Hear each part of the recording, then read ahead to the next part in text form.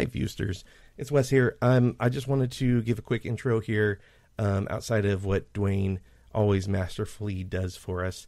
What we have here is a special episode. It's sort of the kickoff episode for, the next season. We've had a lot of technical issues last year, and we have a special guest and a special movie that we didn't really do much announcing ahead of time. So you'll find out here. But I will tell you that the next film after this is going to be Top Gun Maverick with Alexis, and that's kind of continue on with our new tech and all of our some new ideas for the show. So stay tuned for that. I hope you enjoy this episode. But before we get into it, I do want to bring up something. Have you been like me and you've kind of been looking for wine to get for either a party or guests are coming over, or you need a gift for somebody and you're just like overwhelmed by the selection? You're not really quite sure what to do and you just need an expert to really help you out. Well, I have the solution for you. You can join the Community Wine and Spirits Monthly Wine Club, the Mutual Satisfaction Society. You'll receive 3 carefully selected bottles every month, complete with tasting notes and detailed information on each wine, all for $90. If you join in the next 24 hours, you get 20% off your first shipment. But if you want like fancier wine, like wine that goes like the extra mile, we got you. Join the Mutual Satisfaction Society Plus for extra satisfaction. $150 will get you 3 very special bottles. Let them take the trouble out of selecting great wines that you are guaranteed to love. Your first shipment is 20% off just for listening to View the Right Thing. Join the community today at www.communitywineandspirits.com or DM them at communityws. 2 teenage brothers out on a hunting trip find themselves under arrest after accidentally shooting and killing the mayor of the town. Now, these 2 brothers find themselves on the run for survival when the powerful family of the mayor of this small town declare open season on them. Wes comments on this film with friend of the show and co-star Nick Eversman as they breathlessly escape into the world of Deep Dark Canyon on View the Right Thing. Let's all go to the lobby. Let's all go to the lobby. Let's all go to the lobby to get ourselves a treat. Hey, welcome back to another episode of View the Right Thing. I'm Wes, but I have someone besides Alexis with me here today. Today I've got the super talented Nick Eversman. He's back after his Die Hard stint. Oh my gosh, it's been too long. It's been too long. It's been way How you too doing? long. I'm doing pretty well. It's been kind of hectic recently. Yeah. Do you want to? I mean, yeah, we can go into that in a minute. But yeah. And now I'm all flustered and forgot what I was gonna say. Also, what? I mean, yeah, sure. I am ending my time in LA here and heading over to Chicago. Yeah. So 15 years in Los Angeles, and now I'm kind of looking for the next step, looking to do some more theater and all that too. Mm-hmm. So got kind of a new chapter coming. It's exciting and it's also sad. Yeah. So what I didn't tell you about this episode, oh boy, is this is our first episode back. We're doing this as a special episode. No way. So welcome back to the premiere episode of the whatever new season of Do the Right Thing. We don't really do seasons, but anyways, yeah, this is a special episode. And I wanted to do this with you before you left. And we're doing this like days before you leave. Right. Because I felt like, we have a really strong, close friendship, and I'm going to try not to get emotional here. I wanted to do something that I felt was full circle. And for us, so the film we're going to discuss is this movie that Nick is in called Deep Dark Canyon, which you should know because it's on the title of this episode. But it's the first feature film I ever worked on, and it's also the film that we met and became friends. Yes. Working on together. Yes. So before you leave, it felt kind of nice to be able to watch this thing that, when I first came to LA, it started my journey in the film industry with you. And before you leave, we get to do this together. So And I guess I would say it's kind of funny that I guess I forget that it was your first. Yeah. Because to me, you seem very well versed. You definitely, like, when I met you and worked with you, you seemed like you knew exactly what you were doing. Oh, I was just a movie nerd. Nothing wrong with that, but yeah, no, that was wow. That's amazing. Yeah. I'd done some short films and some TV pilots and things, but not a ton. I think I moved here in March, and we shot this in like October. Was that 2010? 2010. 2010. Yeah. Oh my gosh. Yeah, it was October. Yeah. I do. And so I've been here for 14 years. But yeah, so it's so I've known you for 14 years. Roughly. Yeah. But yeah. Yeah, first actual feature, it was like a huge deal for me. And it's really funny, especially watching this with you, and sort of remarking like how good the movie looks. I've worked on some really bad movies. Yeah. And it's funny because like every time I go into a production, I sort of automatically compare it to this, which is a good thing. This movie is directed by Silvertree and Abe Levy. Mm-hmm. Silver has gone on to do a lot of directing work. Yes, a lot of TV and stuff. Yep. And she's really great. Abe's great too. Mm-hmm. I think she's just had more luck in the directing world than he has. Yeah. But to their credit, they really like did everything right. Like they had,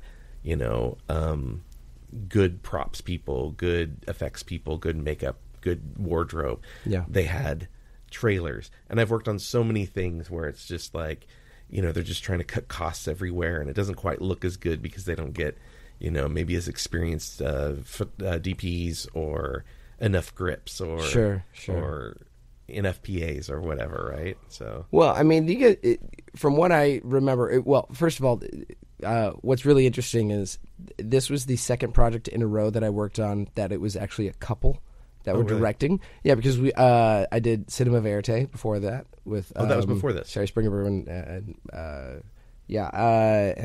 Bob Pullman, I believe. That was right before this in the summer. Yeah, and then I did this. So and then I did couples back and forth. And so you were on Missing not long after this, right? The Missing was May of 2011, I want to say. Okay, yeah, because I feel like it was like within that first year of knowing you. Yeah, that I was like, because I was actually a little heartbroken that you were going, because so we became friends on this thing. I drove the actors and the crew around in a van, a 15-pass van. Yeah. And then I occasionally did lockdowns and hauled equipment through the woods, right? And rolled my ankle and whatnot. I did a lot of like airport runs with actors. Yes. And then after this, so we became friends, and we watched movies, and they put us up in these like little apartments. We were in, I mean, I wouldn't say it was vacation homes, but it was kind of that feel. Yeah, it was like on the river. We were on the river. I had my own kayak. Yeah. Spencer was next to me. He had his own kayak. We had our own places. By Spencer, he means Spencer Treat Clark. Spencer Treat Clark. I'm sorry. Yes. So make sure everybody knows who we're talking about. Sure. Yes. You were down the street from where. So our friend Chris, who has also been on an episode of View the Right Thing. Mm-hmm. He was on the Private War episode. Check out Private War, View the Right Thing. Mm-hmm. Very intelligent guy. So yeah, and he and I basically were the guys that drove people around and stuff, and he and I shared a room together, and we were just down the street from where Nick was staying. Well, and one of the coolest things was you guys brought a projector. Oh yeah, with you. And so I remember it was one of the first nights that we really were talking or whatnot. You guys invited me over, and we watched Friday the 13th 3D. Oh yeah, sure. Why not? I don't remember what it was. It was but it was in 3D. We wore the red and blue glasses. We actually had the red and blue glasses. That was Friday the 13th 3D. Yeah, we went 3D. Yeah. So no, it was. And we had a white sheet. I remember the whole thing. Yeah, it was great. It was fun. Yeah. Well, and what was also interesting, just going back to kind of being so busy and whatnot, the day that I booked this was the same day that I booked Hellraiser Revelations. Oh, okay. So I went straight from Hellraiser to this audition. Gotcha. Which was also interesting because there was no electricity. Oh. They had no electricity at the audition. They like rented a room out and everything, but they had no electricity. Wait, for this audition or for the Hellraiser audition? For this one. Oh, wow. For this one. So they had no internet. They had no way of doing anything. Wow. So that's rough. But that's ominous. We made it work. It was pretty cool because it was Valentina, Spencer, and myself that ended up just kind of workshopping a few things. And that's cool. The rest is the rest. So I just remembered I was going to tell a story. So we did this. We became friends. Yeah. We went thrift store shopping, bought records together. Yes. We went mini golfing. We did a lot of fun watched movies. And then we bonded. I think where we really bonded was over our love for Disney and Disneyland. Yes. And so we came back from this, and it was like, every week it was like, hey, you want to go to Disneyland? Okay, yeah, sure. Disneyland. And we would go do a lot. We did a lot of Disneyland together. There's new Vinylmations coming out. Yeah, let's get a box. We had we both had passes, and so we again bonded over the Disney and doing all the, and so we were hanging out a lot, and then I was just getting used to being around you a lot, and then Missing came up, and you're like, hey, I gotta leave for. Yeah. Like, where'd you go? Romania or something? It was Prague. Prague. Yeah. I gotta leave for Prague tomorrow. And I was like, what? Well, that wasn't even something that I knew. Yeah. I mean, I had auditioned for it a few months prior. Then they kind of just came back and swung around. And once I had auditioned, they wanted to fly me out that night. And luckily, I was able to get them put it off the next day. Yeah. That's crazy. What a whirlwind. Shoot, you saw me propose in Disneyland. Yeah. I recorded it on a phone. Right. Yeah. Let me know when if you have that recording. Oh man, I think I thought I sent it to you forever ago. I mean, I know it got posted to online somewhere. Yeah, I'm sure that's somewhere. Yeah, I'll find it. Yeah. Cool. In the caboose, the train car. Yes, in Lily Bell. Yeah, the Lily Bell, which you now really can't get on. Just as we were about to pull into New Orleans Station, I believe. Yes. Yeah, I remember. Just before New Orleans Station, and we found a Mickey ring for her. Yep. Yeah, she had already said yes. Yeah. By the way, so this was more like I'm finally giving you a ring. Yeah. It was the formality of the proposal. It was a good way to do it. It was good. And I remember so when you ride in that train car, they have somebody sort of giving you like a little tour, and I remember that cast member was really like kind of shocked. It was really surprising. Oh, that's right. That's right. Yeah. All right. Well, so enough about us being friends. Right. Yeah, we've been friends a long time. I went to your wedding. Yep. I've babysat your kids. Yep. And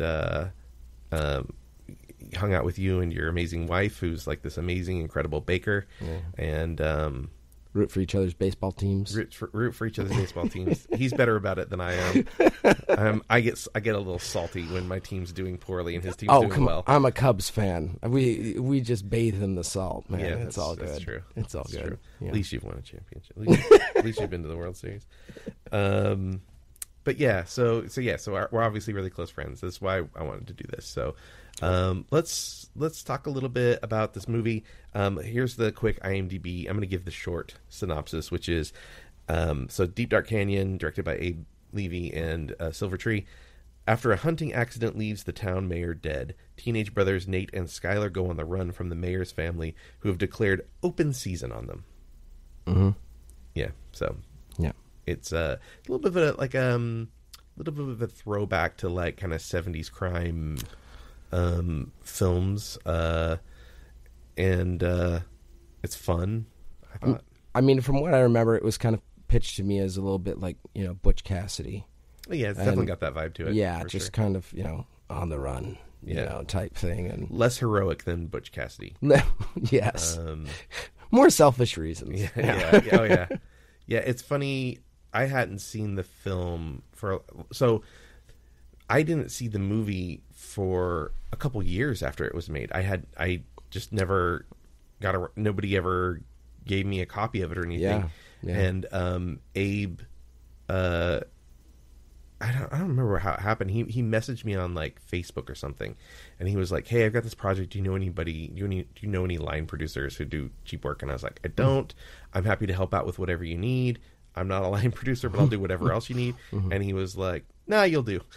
And he turned me into a line producer on a pilot, and he was really great about it. He was good about mistakes that I made, and understood I was doing it for super cheap. And Abe is an awesome guy. He's a very cool guy. Yeah. Great guitarist too. But yeah, I remember he there was one night after we were shooting the pilot, and we were just talking, and I was like, "Hey, whatever happened with Deep Dark Canyon?" And he was talking about some of the scenes with Justine Bateman. Yeah. And I was like, "Oh, she was great," and I really enjoyed working with her. And I remember that like somebody told me, the line producer on Deep Dark Canyon was like, "When she's here, don't talk to her when you're driving her around." Right. And so one morning, the first morning I picked her up, and she's like, "Hey, can we run an errand?" So we ran an errand real quick. And I was like, "Hey." And then, I'm real quiet, and she just looks at me while we're driving, and she's like, "You don't really talk much." And I was like, and I didn't know how to handle it, so I just was honest. And I was like, "Well, they told us not to really say anything and just kind of leave you be." And she's like, "That's crazy." Yeah. Yeah. And she was so sweet and kind. She was great. And I remember watching some of the scenes that she was in, and one ended up on the cutting room floor that I thought she was like fantastic in. And I had mentioned that to Abe. I was like, "Oh yeah, she was in the scene." He's like, "Oh yeah, we ended up having to cut that for pacing reasons. Like it just like slowed the movie down." And he was like, "She was good in it. It just didn't fit." And he was like, "Yeah, you know what I mean, right?" And I was like, "Well, no, because I haven't seen the movie." He's like, "You haven't seen the movie?" I was like, "Yeah, I don't know how to watch it." And he was like, "Oh, let me get you a copy." And that was the first. So he gave me a DVD. So it was like years later before I even saw it, and then I haven't seen it since then. Wow! And so watching it tonight was interesting because I think sort of the like joy of seeing this thing for the first time that I helped with had worn off.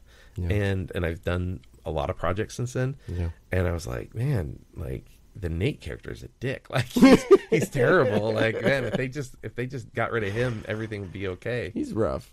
Yeah. He's a little rough. Yeah. I mean, Spencer was great in the movie, especially the last scene of the film in the barn where he just like really kind of gets to let go with his emotions. Yeah. And of course, like Ted playing off of that is, I mean, Ted's a holy, and you're laying on the ground crying, and that was a miserable few days there. I'm laying there wet, cold. I've got syrup on my leg because of a fake gun wound. And I'm crying hysterically the entire time. Well, we'll get to that. We'll come back to the filming of that in a bit. But so what I asked Nick to do while we were watching this was just take some notes and like memories that he had. So I'm going to kind of let him kind of run the show a little bit. I'll just kind of prod him like, what's your next note? Like, what's the next thing? So he'll tell us some things. Maybe I'll ask him some questions about it. We'll just kind of see how it goes because I have no idea what his notes are. I was going to say this will be very interesting. So it'll be in chronological order, I assume, to the film as well. Yeah, mostly in chronological order. Yeah. All right. All right. So I guess the first thing is I remember that first scene, when we're out there in the woods. That was actually probably, I think a half mile or a mile into the woods or something like that. We all walked in with gear. Yeah. Every single person that was there. And it was pretty much a full set. Yeah. Everyone walked in like carrying like 30 pounds. I remember I was carrying camera lenses, I believe. And oh my gosh, that first day. It was so funny too because they had asked if I had shaved. I couldn't grow facial hair to save my life at that point. But they were super zoomed in on me, and Abe was like, "Nick, did you shave recently?" And I was like, "What? Like I have hair?" That was my big takeaway was that. But oh man. It was that first scene where we're kind of just we're running up and down logs and everything. Abe was basically just like, let's just find something cool and just do like jump through stuff and run up this. Have fun and be joyous. Just be kids. Just be kids and just have fun, which is, great. Okay, so let me ask you a question. So there are two whole pieces of IMDb trivia about this film. So we're basically gonna be able to like let somebody add some more. If anybody listening wants to add more IMDb trivia, sure. This is the episode to listen to. Sure. So one of the two pieces is that Spencer is actually younger than you. Yeah, even though he plays the older brother, he is younger than me. Interesting. How much? Do you know how much younger he is? I don't. IMDb says you're over a year older than him. I was gonna say it's marginal. Yeah, at that, but that actually was talked about for a second. Yeah, just for a second. You do look younger than him in the film. Yeah. I mean, I was a late bloomer, so I was fairly young at that age too. But he's also like kind of like. He's taller than me. He's tall, he's bigger, and he's a little meaty, right? Like he's much bigger than, especially back then. He probably had a good 30 pounds in a good way on me. I mean, he was bigger. Yeah. I was skinny. Sure, still am, but he was a little unruly sometimes on set for me. What do you mean by that? So we had one of these days you're out shooting in the woods and you guys were all carrying equipment. Yeah. I don't know. It was pretty early on. It was before Matt Lillard was brought in. Okay. And we had base camp, and my job was to hang out at base camp and just wait to transport people. I wasn't anywhere near set. Yeah. And we were in an abandoned amusement park. Yes, I remember that one well. And so I was excited. I was like, why isn't Matt Lillard here? Because we need Shaggy at this abandoned amusement park. It was so good. But Spencer had found an old bike, like a kid's bike, right? And he got on that thing and he was like jumping it around and stuff. And I'm like, and I'm the only crew member like by him. Mm-hmm. And I remember thinking to myself, this dude's gonna break his arm, and then they're gonna look at me and go, why didn't you stop him from doing this? And I was so stressed out the whole time. He was a bit of a free spirit. I mean, it was fun though too. I mean, most days that we got home from shooting, he'd be fly fishing.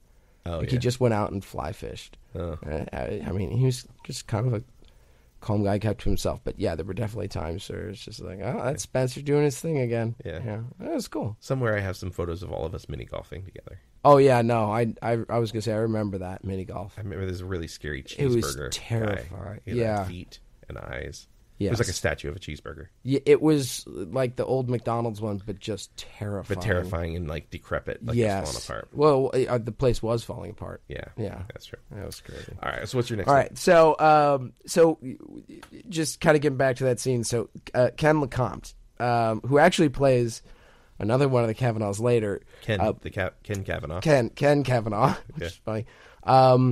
We needed him to step in to just play a body, so he literally just lays there as Dick. And I just thought it was funny because we kill him, and then maybe it was like 3 days later, because I had just filmed with him, and I knew I asked him to go see a concert with me. We went and saw Australian Pink Floyd. Australian Pink Floyd. It wasn't really Pink Floyd. It's actually one of the best cover band. Yeah. Yeah, and I've seen them before, and I've seen them since. They're great, but you guys travel pretty far. It was like in San Francisco or something, wasn't it? What was the concert? I feel like the concert was Santa Rosa. Oh, it was in Santa Rosa. It was in Santa Rosa, but Okay, but that was still from Guerneville. That was still a good 35, 40 minute. Believe me, I had to drive. Do you want to hear my scary driving story? Yeah. So because those roads were dark. I can't remember who I was taking to the airport, but. So we had a shoot that went into the night, and then an actor had to be taken to the airport early in the morning. I don't think it was Matt. I think it was I can't remember who it was, but I think I remember this. Yeah. So and then the shoot day was also an early start. Right. And I got home after we shot at night and got like maybe an hour of sleep, and then I had to get on the road to get this actor to the airport, and I drove on no sleep. And I remember, so I dropped them off at the airport, and I sat in the parking lot, and I was like, I'm gonna take 45 minutes and sleep in this parking lot. And so I did for 45 minutes, and then I was like, I have to get back to set because call time was at 7:30 or 8 or something. There were early call times. Yeah, and so and that's late. And mind you, listeners, this is in kind of mountainous, windy. Yeah, this is like redwoods. Yeah, we're up in it. Yeah, So Yeah. I'm driving this mountain pass, and I'm so tired, and I should not be driving. Right. And I remember having the thought that maybe I had driven the van off the highway, and I was dead. Oh, my gosh. And I remember thinking, am I dead right now? And I have to just live this life of just driving this van forever across this road. And I don't, and it was this really weird, almost like an out of body experience. It was so strange. And I finally made it back safely. I didn't die. I don't think. You made it to base camp? I made it all the way to the set. And they took one look at me and they were like, go home and go to sleep. Yeah. Yeah. They like, you don't need to work today. I was like, are you sure I can do a little longer? And they were like, nope, we're gonna have someone take you home. I think I do remember someone saying that they were taking you home. And it might have been, I kind of think it was the day that you guys shot the van going over the quarry. Because I remember I didn't get to be there for that day. I showed up that day, I think, and that's the day they sent me. Many people wanted to go that day, Yeah. and didn't or couldn't. Yeah. I'll put it that way. There were a lot that wanted to see that happen. I have a little note. Okay, about yeah. that too, but yeah. So go ahead and tell me your next. All right, so let me see what's the next one. Well, I know that we just talked about it, but Guerneville, the city, was absolutely gorgeous. It was awesome to film in. Kind of quaint little town. It is a real town. It is that big. It is tiny. Had like 2 or 3 restaurants. I had my favorite, 2 or 3 bars. There's like a brewery. I think so. I think there was a brewery. It was like just outside. of town. Yeah, it was down there because we went there later. Yeah. For I think afterwards we went there for a party. I think they shot some of Scream there. It makes sense. Yeah, I'm pretty it sure makes sense. It's that was very like much that feeling. somebody had mentioned to me in town. They're like, "Oh yeah, they shot some of Scream out here." Yeah, I could see that. Yeah. But so there's that, and then also I guess since we're in Guerneville, Abe is actually the one who's driving the police car. Oh, Abe Levy's just the a director. little another trivia for you guys. I'll be dropping a few here. I already said Ken, so that's one. Oh, okay. So the scene where Nate, where Nate is smoking after everything's kind of gone down and whatnot, and he's having his joint.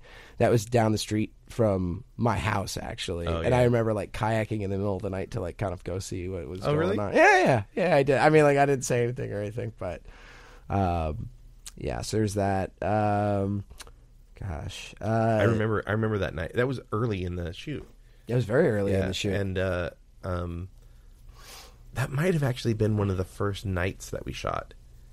I think it was the first night. I think Yeah. it was the first Friday. Yeah, and I remember, and I was like, "This is my 'Cause it first went in time the doing a night sun. shoot, and Yeah. this is cool." And I remember, it's funny to like. I was talking to Nick when we were watching it. Like, it's weird to hear some of the lines and remember those moments of like standing off to the side and hearing those lines. It's like very surreal, and I don't know that I've ever really felt that way about any of the other projects I've worked on, and maybe it's because it's been so long since I've seen it. There's no doubt that the people we were working with were really good. The crew that we were working with, everybody, that Dan Stoloff, the DP, and I mean everyone kind of that we were with, and it seemed like a lot of favors were called in for this. Yeah. Oh yeah. So it was just cool to see all of this happen, anyways. Well, and again, going back to this idea that they did things right. Yeah. They brought in the right people, and they didn't like skimp on, let's just use the same 3 guns and just have people hand them off to each other and try and get by. Right. I mean, I remember being in the prop truck, and there was like, oh my gosh, 40 guns in there. There were so many guns. Yeah. The amount of ammunition that we shot off, I think is still the highest of anything that I've done, by far. And that includes like missing. Well, maybe Good Lord Bird. Oh yeah. We'll we can talk about Good Lord Bird. We'll talk about that. We'll talk about that a little bit. Anyway, but okay. So still speaking about the town. So no more trivia. The radio guy is also Abe, the guy on the radio. One of the D-gens, Guthrie, is actually the voice of Mikey from the Teenage Mutant Ninja Turtles, Greg Sipes. He's also Beast Boy in Teen Titans. Beast Boy. Fantastic guy. Sweet as can be. Super lives in a treehouse, which was amazing. Super woo woo. Oh yes, he's a funny dude, but he's he told me once that he's I can't remember what he called it. He's mostly vegan raw. Yes, but not always. He's right. like, man, if my body tells me I want meat or I want potatoes, like fries, I just eat them, and then I don't eat them again for like a year or two. I was like, all right. Cool, dude. It's like the most Greg Sipes thing I've heard. Oh, yeah. I've dude, brah. Yeah, man. I spent some time with Greg after this shoot. He was great. And even like his friends are like also a little like funny people. Sure. One day he was like, hey, I got a friend who's singing at this restaurant. It was like this little tiny restaurant in like the Hollywood Hills. Yeah, the in Laurel Canyon. Yeah. I forget the name of it. He's like, yes, I got a friend who's performing there, and I was like, he's like, let's go watch him perform, man. And I was like, all right. And he's like, all right, sweet. And so we go down there, and it's fucking Esai Morales. Oh my gosh. And he was also a little weird. But sweet, but also very sweet. That's crazy. Like sometimes being a little weird is good. Yeah, dude. I mean, we had a lot of weird on this that just kind of all coalesced into a kind of funny family. Oh, I got one more Greg Sipes story. Yeah. So one time he was like, "Hey, we're gonna have this party, this like rap party for it must have been Teen Titans." Oh.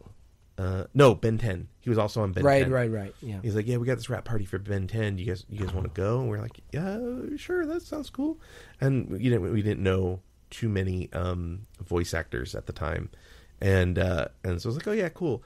And so we go downtown LA, we drive out there, and we go into this like kind of like an apartment.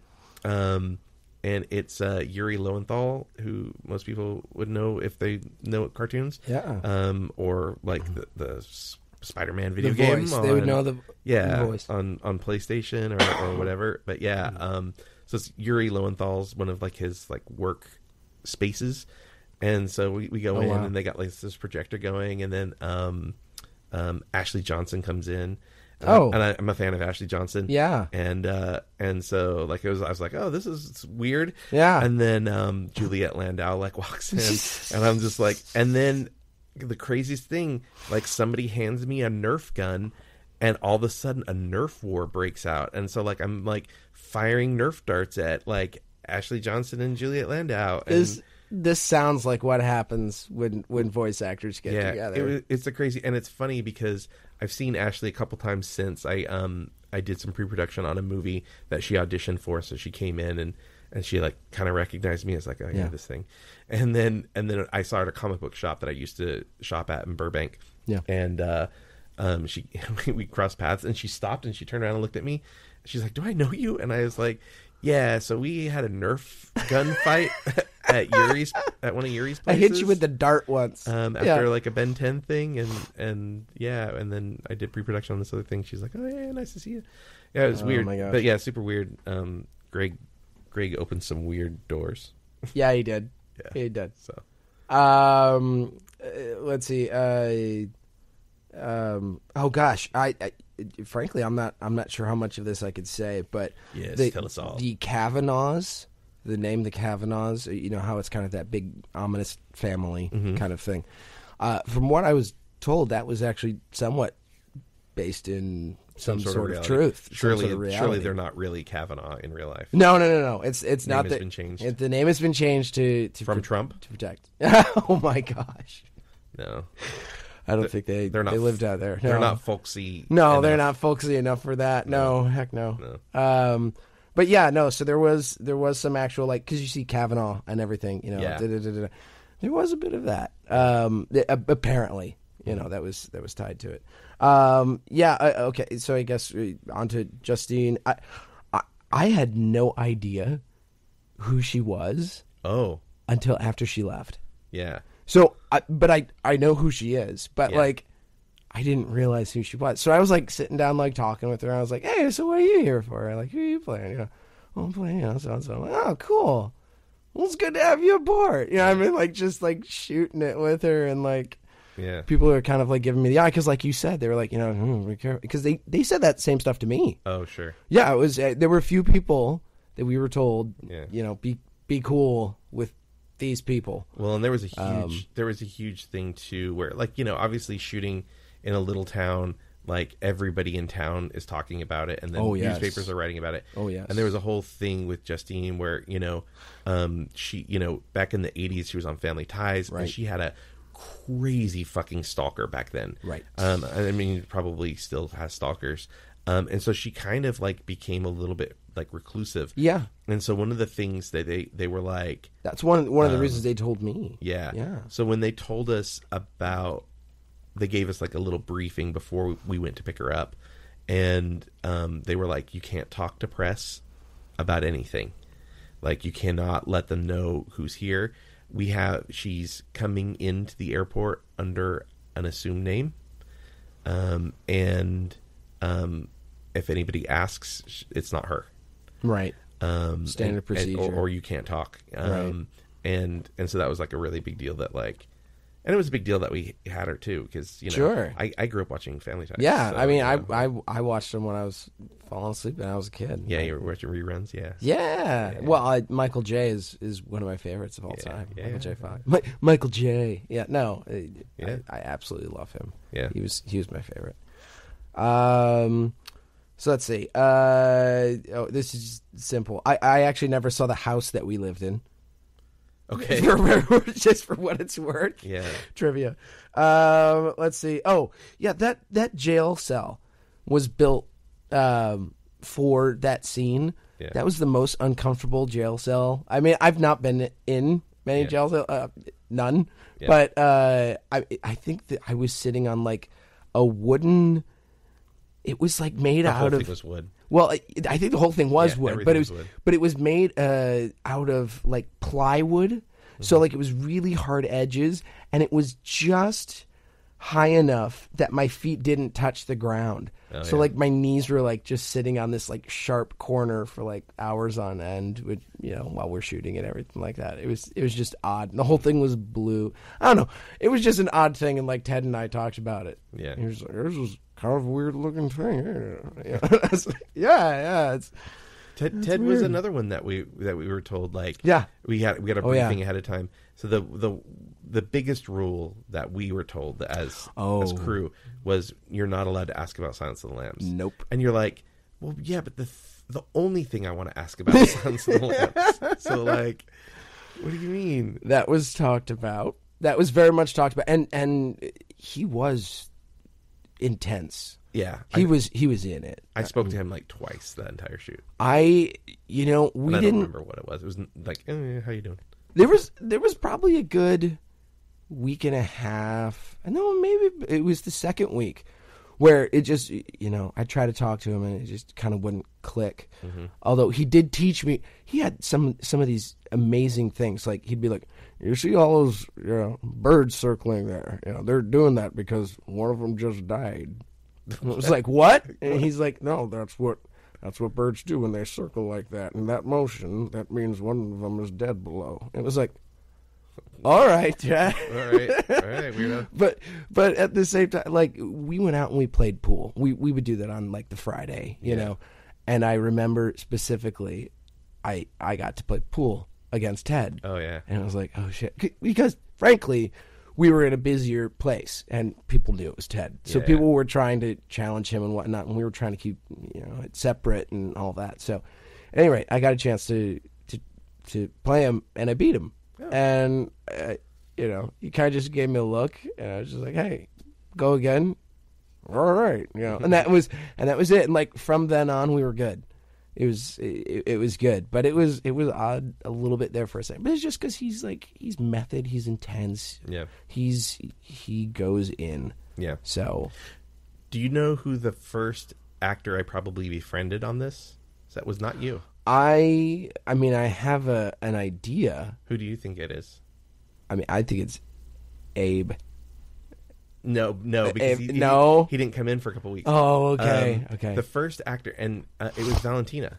Valentina. She was the She's so sweet. I was super nervous about being on the production and stuff, and we always had good conversations in the car on the way, and she was the first person to sort of like make me feel comfortable being around actors. And I remember there's a time where it was like you and maybe Spencer and maybe, I don't know, maybe Martin or some actors were all coming over to where she was staying at the like apartment. Yeah. And she's like, why don't you come in and hang out with us? And I was like, it's just actors, right? And she's like, yeah, but you can come in. And I was like, I feel like I'm not really supposed to, so I didn't. And I kind of regret like missing the opportunity to kind of bond with people. But I remember that evening. But yeah, she was really sweet and like kind and gracious. She actually probably was the first one that I really connected with too. Now I think about it, because we all kind of got there.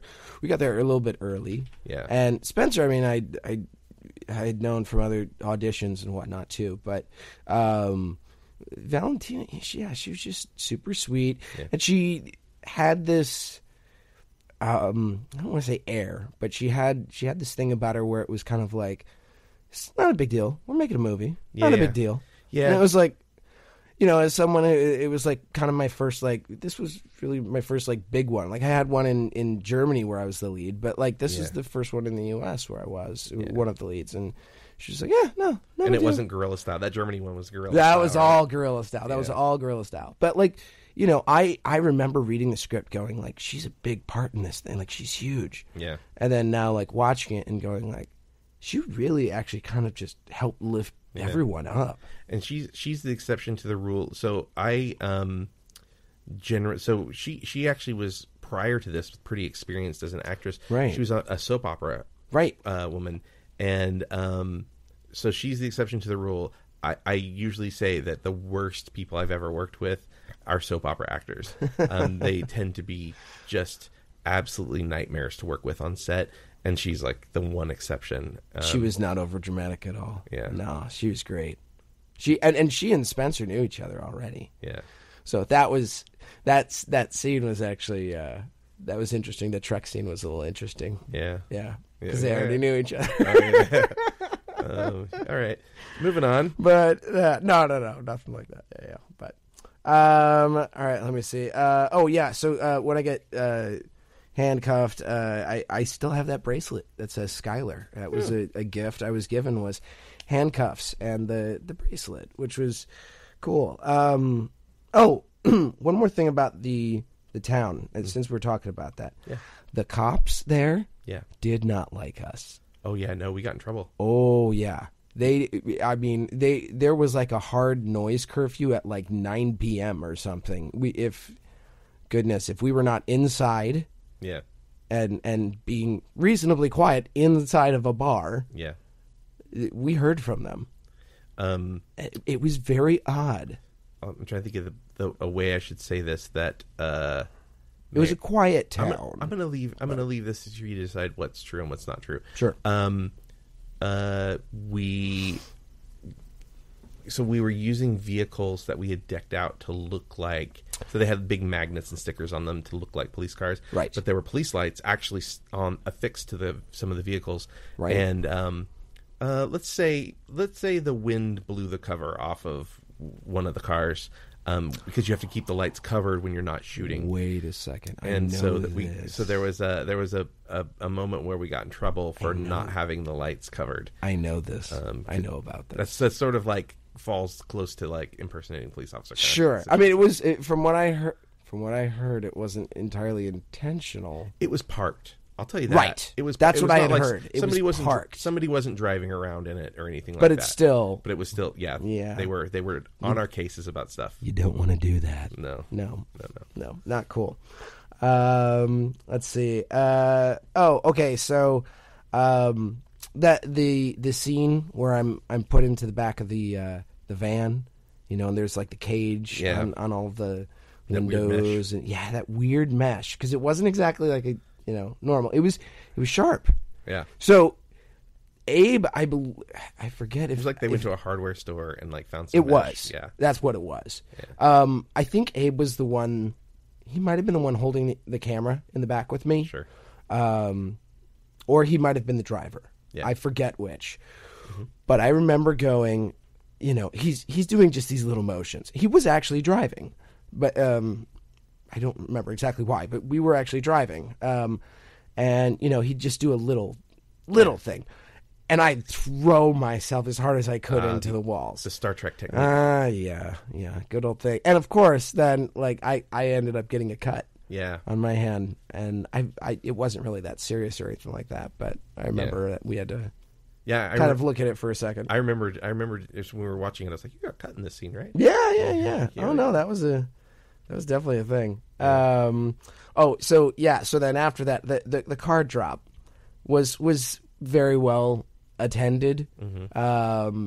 Or a lot of people tried to get there. I think we only had 2 vans that really went. Yeah. It was in this quarry. It was a whole big deal.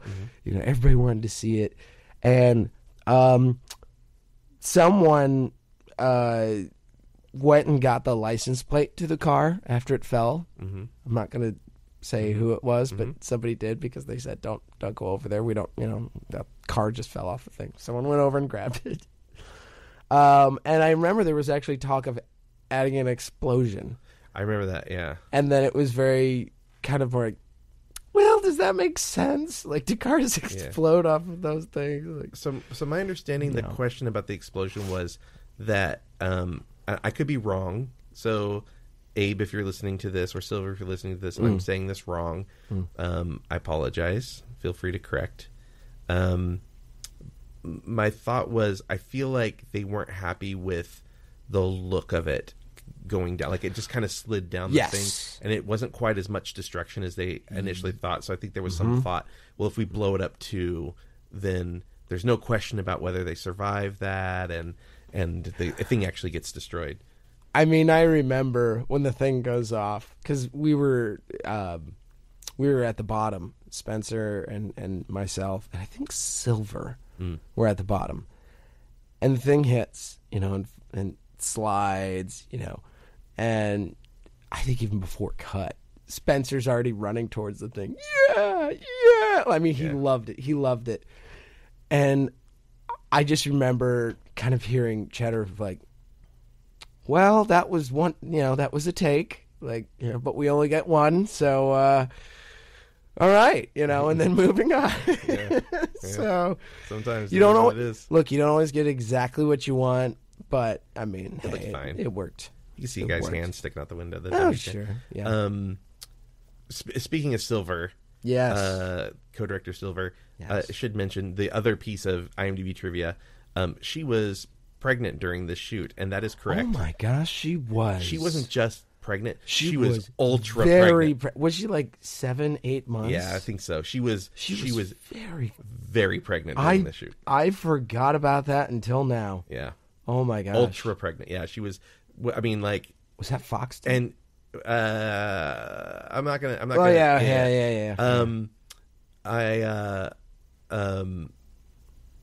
I remember thinking, like, why she's like trudging through the forest, like what is going on? She was on a mission. Yeah, she was ready to finish this thing. How did they? Do you recall, like, sort of how they, like, was one in charge of like one aspect of directing and another charge of, or did they kind of just share? It was both? kind of a tag team. Okay, it was a bit of a tag team. I will say that Silver was a scriptie as well. She was a big time scriptie. Yeah, like on real shows. Real shows. Yeah.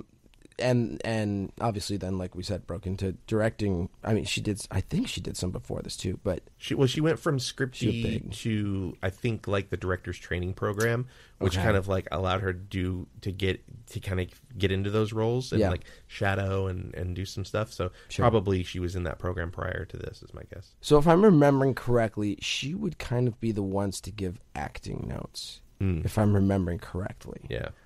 Abe would definitely step in and give notes. Neither of them were shy about it. I do remember times, though, of Abe saying, like, giving a whole bunch of notes and then looks over to Silver and is like, that good? And Silver's just kind of 1,000-yard stare. Just, yeah. Like, just don't deal with me right now. I've got a baby inside of me. Like, we're good. I have other things. I have other things that I'm thinking about. Yeah. But no, she was. They both were great. But it felt very tag teamy. I think he was maybe a little bit more looking at the camera. Yeah. Again, that's just my recollection, though. Yeah. Oh, I was talking about how this is my first film, and I remember this is a thing I told Abe. Much later, because I never really interacted with Abe and Silver. I didn't even know they even knew who I was. Really? Yeah. So the when he contacted me years later for this pilot that he was doing, I was shocked because I was like, why is he like this dude? I don't think he ever spoke to me on set. I don't think Silver ever spoke to me on set. Yeah. If anything, I was a terrible PA. Because I didn't really know what I was doing, and there were some things where I was like sticking to rules, and they would get frustrated that I was sticking to. Like, wow. There's a scene where you guys are where you're supposed to jump off the bridge, right? And the camera crew had to be driven back and forth, and you're not allowed to drive backwards with people in the van. I remember that. And I refused. Yes. I was like, no, I have to turn the van around. And they got pissed and took over the van from me. Yeah. And I was like, I'm not going to risk people's safety. I was going to say, I think you're in the right there, personally. But I mean, I was in the right, but I get why they were frustrated. Sure. Well, we had shut down, if I'm incorrect, tell me, but wasn't that Highway 1? Probably, yeah. I think we shut down Highway 1. It was a very, very busy road on the coast of California. Yeah. And so I can understand. So anyways, I if anything, I would have thought they would have maybe had like, oh man, I did some stuff on that shoot. Like I caused a huge gash in the side of one of the vans as well. And maybe didn't say anything about it right away. And so I got in trouble for that. That happens. But I was like, I just didn't know. I was like scared and didn't know what to do and who to talk to. And right. Anyways, so if anything, I kind of thought they probably annoyed by me. The fact that I never spoke to them on set. So I was surprised to hear from him. But something I told him later on, I was like, this was actually a really big deal for me. So I think really, really fondly of this. I mean, I made some really close friends, but the first day okay, so here's the story. I'm just got to think about how to tell this right. Yeah. So my father got sick in like 2008, pancreatic cancer, and they didn't think he was gonna like 4 to 6 months or whatever, right? And then he lived like a year. Right. And I went to visit him the month before, like weeks before he died. Right. And I remember sitting in his backyard, and he had a cigar, and it was mostly just burning. He wasn't really smoking it, but and we're just talking about life stuff. And I was working at Microsoft in Seattle, but I was like, I was doing short films with, in my spare time or whatever, and planning a short film for the future, and knowing that I was never going to actually get to do what I wanted to do. Was never going to make a movie if I stayed. I could make short films and maybe a TV thing or commercials or whatever, but I was never going to make a movie in Seattle. And I was telling him that in the summer of 2009, or at the end of summer of 2009, beginning of fall. And I said, I think I have to move to California. And I remember he just was like, I'm really proud of you for like wanting something and figuring out what you need to do. And I think you should do it. Mm-hmm. And that was a huge deal for me, having sort of that, my father, who was like very like pragmatic and logical, sort of like embrace my dream and like encourage me to do it. And day one of working on this movie was the 1-year anniversary of his death. Right. And I actually remember that. Yeah. And so it was very emotional for me. But yeah. Because I'd started working on it we started at the very end of September, and then we worked through into August or October. Right. Right. And so yeah. So this was So I told Abe that, and I was really surprised. But yes, that's my other thing I wanted to mention. Cool. All right, what's your next note? All right, so where are we? So Martin now. This is the scene where Martin Starr really starts to shine and hold us at gunpoint and get us to do all this stuff. By the way, Martin's a fantastic guy. I have mixed feelings of Martin. Yeah, he's interesting. He's interesting. I remember trying really hard to be a buddy with him, and everybody wanted to be Martin's buddy. Just did click. But for me, the thing where I knew I was kind of out of it was he was driving me, like we were driving back to his place or something like that one of the days, and we were talking about our favorite bands, and he's blasting music, and he's like, I was like, "What's your favorite band?" He's like, "Best band of all time, Led Zeppelin." I was like, "Oh, great!" And like, you're a classic rock guy. Kudos. He introduced me to Led Zeppelin. Oh, okay. He really did. He showed me some of the ones that aren't Stairway to Heaven, and Black Dog and all that. But I told him, well, my favorite's Pink Floyd. He's like, "Well, that's the wrong answer." And like that, from then on, it was like, oh boy, it's awkward now. Yeah, it was awkward, but I think what I remember. People really wanted to throw the football around with Martin in downtime. That was like a big thing that all the crew members were like, "Is it my turn to play football with Martin?" Well, yeah, that's right. He threw the ball a lot, didn't he? Yeah, and I didn't really. I wanted to be buddies with Martin, but I didn't care about throwing the football. But I remember one day he started throwing the football at me, and I was just like, "What the fuck is going on?" Well, I mean, at the time he was also a little bit big too. He was blossoming a little bit with the comedy stuff. Yeah. I've worked with him twice. Yeah. I worked with him once after this on a music video. I had a hard time on that. I was gonna say I actually did have a little bit of a. No, you know what? Let's go there. Let's go there a little bit. Let's talk about Martin. No. This isn't Martin. This is Martin. I was gonna say, this is not Martin. I was gonna say Martin if you're listening. No, he's not listening. No. So this is actually someone else. This is Matthew. Oh, so I'd love to talk about Matthew Lillard. So it's funny you talked about Martin introducing you to music. Matt introduced me to music. Really? Yeah. So. Oh, well, there you go. Yeah. Anyways, go ahead. I remember very vividly. I went out to dinner at this burger place. That was, like I said, one of the 3 restaurants in town. Matt was there. Yeah. And then we pulled chairs together and we started talking. And I think it was one of the first days he was in town or whatnot, and we're just talking about our lives and everything, and I mentioned that I was engaged. Yeah. And he goes, "What?" I was like, "I'm engaged." And he's like, "How old are you?" And I was like, "I'm 20. I think at the time I was 23. Yeah.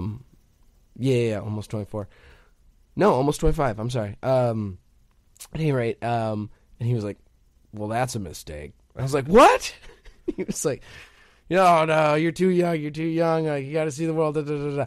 I am still happily married to the same woman with 2 wonderful kids. And he had a very different experience, I think, than you. He was teen heartthrob. Oh, he said a few things where it was like, you have a different life than I do. Yeah, I do want to point out. So the thing, Matt gave me the best advice anybody's ever given me on set. So Matt, if you're listening, which I know you're not, thank you. And driving with him was nice. Driving him to the airport and stuff was nice because he'd be like, "Hey, can I play my iPod?" And I was yeah. And so he was a sweet guy. And I was like, "Oh, is it this band?" He's like, "No, it's this one." And so then I downloaded some of the music that he was showing me, and then I'd play that in the van, and people would be like, "Oh, this is really great music." I'm like, "Yeah, Matt turned me onto this." Yeah. I accidentally offended him, and I was like, no. So I was like, "Hey, my wife is back at home in LA, and I'm we're really missing her and all this stuff." I was like, how do you deal with being away from your family and stuff? And he was like, he looked at me and he was like, "I don't fuck around, if that's what you..." I don't know if he uses that word. Yeah. But that's that. No, you may have said mess around or something. Yeah. He's like, "I don't fuck around if that's what you're talking about." And I was like, no. Yeah, I just meant just how do you deal with it? And he was like, okay.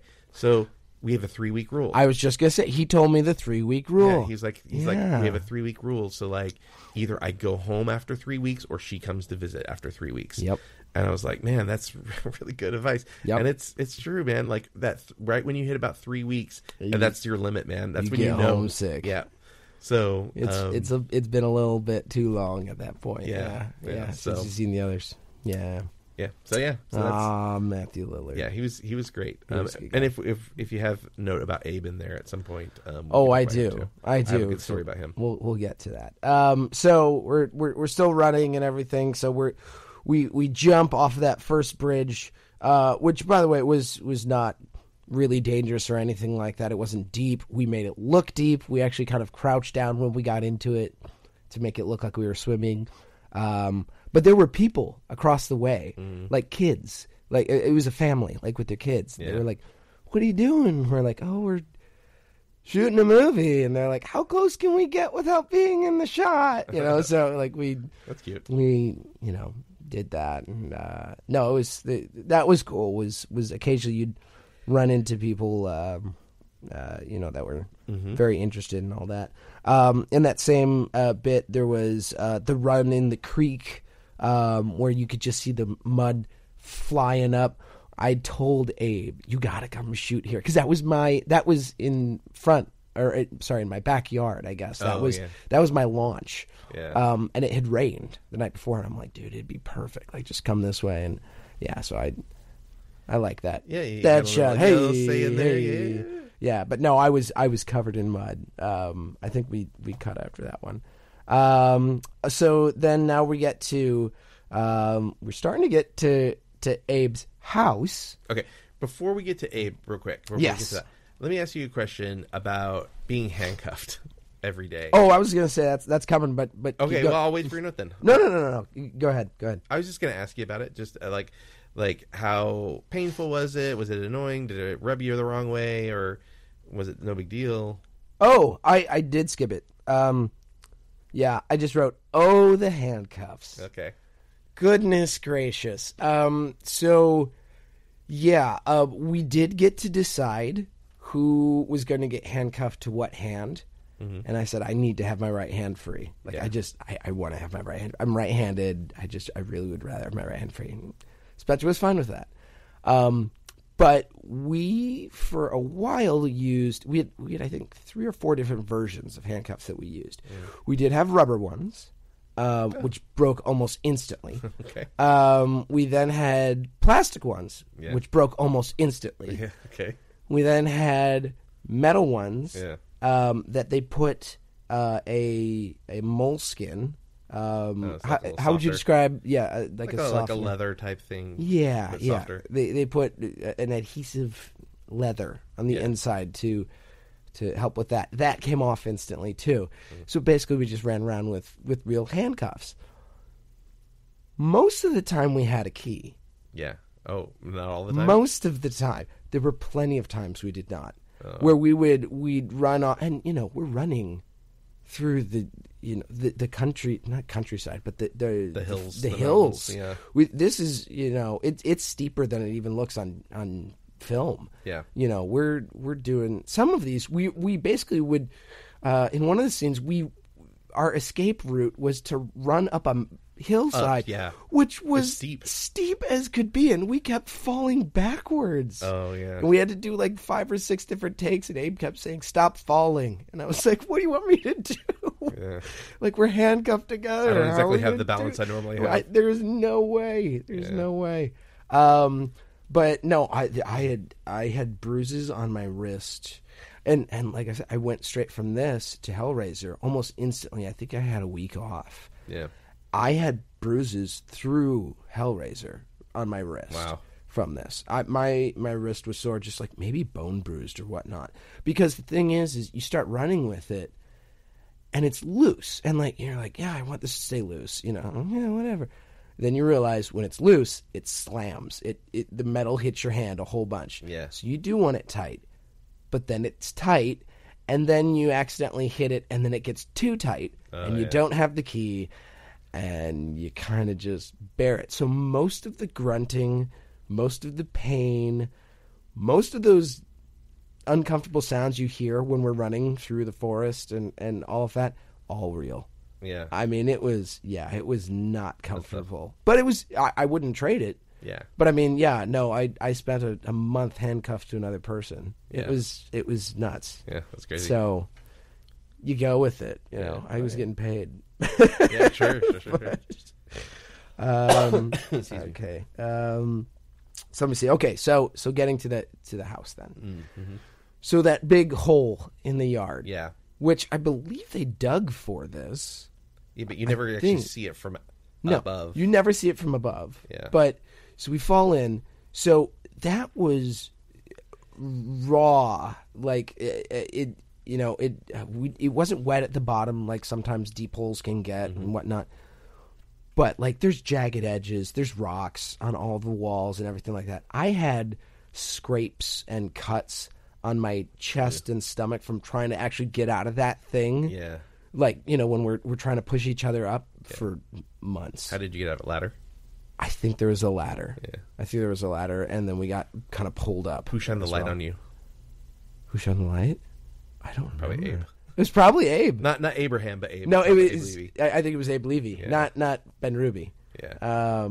Which, let's go ahead and get into that. He is if you could ever call someone a gentle giant, Abe would fit that. Yeah. He has his hands are probably bigger than, I mean, my torso. He is a bear of a man. Yeah. He's huge, but he is so kind. Oh yeah, he is so sweet and loving. I know you've got a good story with him. Well, you know, he was. I think there was somebody else cast in this role originally. There was. And that person had dropped out, or they lost them somehow. Yeah.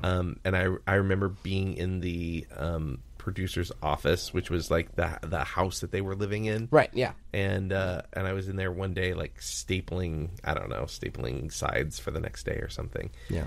Sides, by the way, folks, for those that don't know, are like little tiny versions of the script for what you're shooting just that day. Yeah. Like half size of a page. Yeah. Yeah.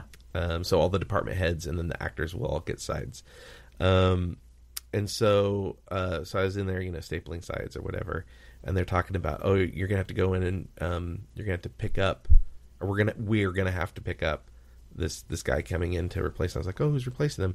And they're like, Abraham something, and I like stopped what I was doing and I said, no. I went, is it Abraham Benrubi? And they were like, yeah, like, how did you know that? And it's like, so the thing is, how I knew that is, one, there's not a lot of actors named named Abraham, right? And I also happen to be a huge fan of him. Parker Lewis Can't Lose, The Program, ER. But ER is the big one, is like my favorite TV show of all time. Sure. And I loved him as Jerry on ER.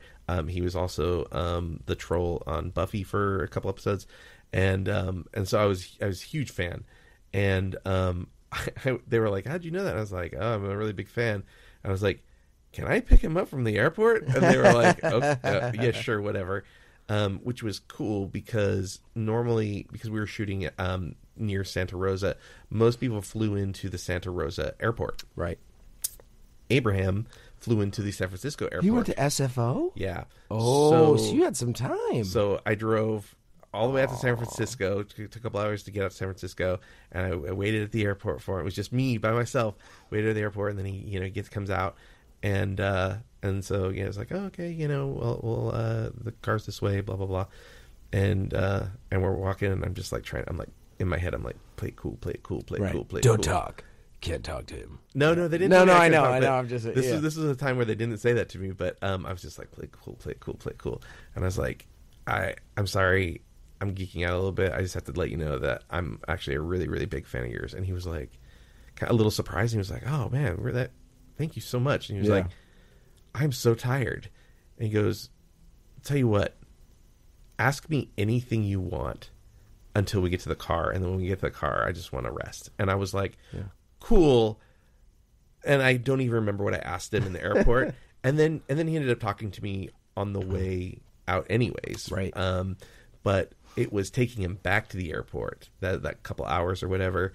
to San Francisco that he really like. He told me a lot of stories about ER. He told me about working with Sarah Michelle Gellar and on Buffy and but yeah, the ER stuff. And he was like, yeah, this Clooney's so smart, and this is what he did as soon as they got big, and it's like genius.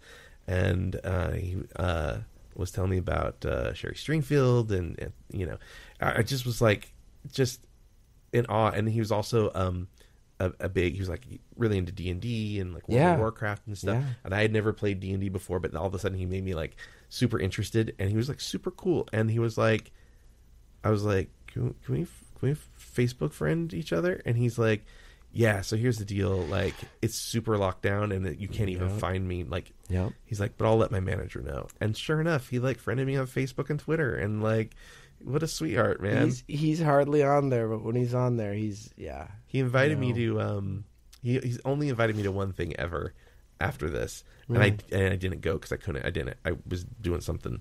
He invited me to go to a movie at the Hollywood Forever Cemetery. Oh shoot! And I couldn't go. And then since then we like every once in a while like little pleasantries or whatever.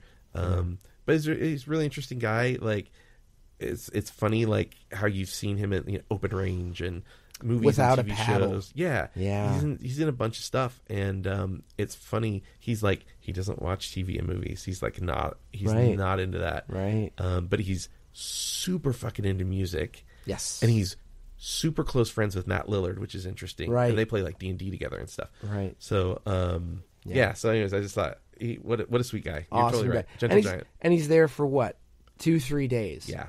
We had him for this long. He's there to serve his purpose, and then he's out. And he made such an impact. He did. Yeah. He did. He was great. Yeah. Little trivia, just of that scene. Yeah. When everything kind of goes haywire and they run out the front after the shot is done, I think on take number 2, there's a lantern on the wall, falls off and shatters. Spencer hit it and it fell off. Sorry, Spencer. Frickin' selling you out here. Frickin' Spencer. But he knocked it off the wall and the thing shattered, and we didn't have a second. So for the rest of them, you can just see there's a lantern there, but it's got no glass on it. Oh. So for the whole time, it's there for one shot. Yeah, I don't think I noticed it. Yep. Okay. So then next would be, this is a little embarrassing of a story of my own. So that scene where we have to take a piss, or I have to take a piss, right? So this is after lunch. We've had lunch and everything, and we've walked back in, and it takes some time to set things up and everything like that. And so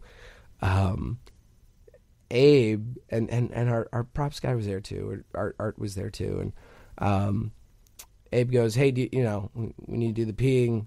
Let's get the bag. And I was like, "Wait, we're doing a bag?" And they're like, "Yeah, we need it for sound." I was like, "Oh, okay. Well, you want me to just do it?" And he's like, "You're just gonna do it? Like you're actually gonna go? Do you have to go right now?" And I was like, "Yeah." He's like, "All right. I mean, is everybody fine with that?" And everyone's like, "Yeah, sure, no problem." I'm like, no. They just get on the radio and they're like, Eversman's on 10-1 during the roll shot. Camera. Roll camera.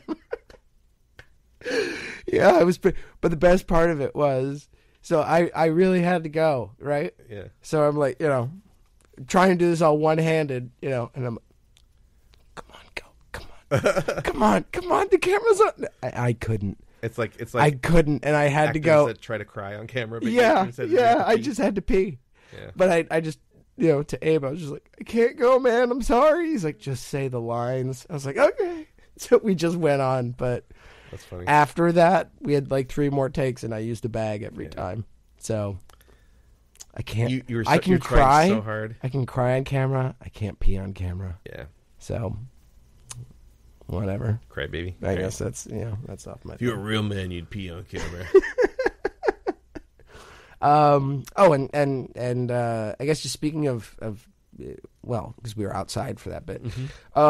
Yeah, just to say more about it, that was all legit woods. Like, that wasn't like the side of the street ever. I had poison oak for weeks. I mean, I was covered for my ankles and all that. Oh my gosh, it was the worst. Yeah. Technu was the thing that was always with us. That's something that you rub like and Calamine or whatever, something like that. But there was an amount that medic had just on standby at all times, because you had to tell everybody every single day, look for ticks, look for IV, make sure that you're. They didn't say shit to us. Yeah, I don't know. I also never got poison oak or whatever. I was gonna say, they didn't have to tell you anything. I guess not. Yeah, they were like, you're not getting anywhere near set. They kept you. Go stand out by that gravel road and make sure nobody comes over here. Okay. Oh boy. Okay, so next one, I actually do have a decent story. So, we get the bow, right? We get the compound bow. Have I ever told you this story? I don't story with so. the bow. I don't think so. So I've done archery a handful of times, but I'm by no means good or anything like that. I mean, it's on his resume, but it is on. It probably is on my resume. Yeah. Well, hey, you can teach me. Sure. Yeah, give me 3 weeks. I'll be an ace. Yeah, that's fine. That's the whole thing. But okay, so we get the bow.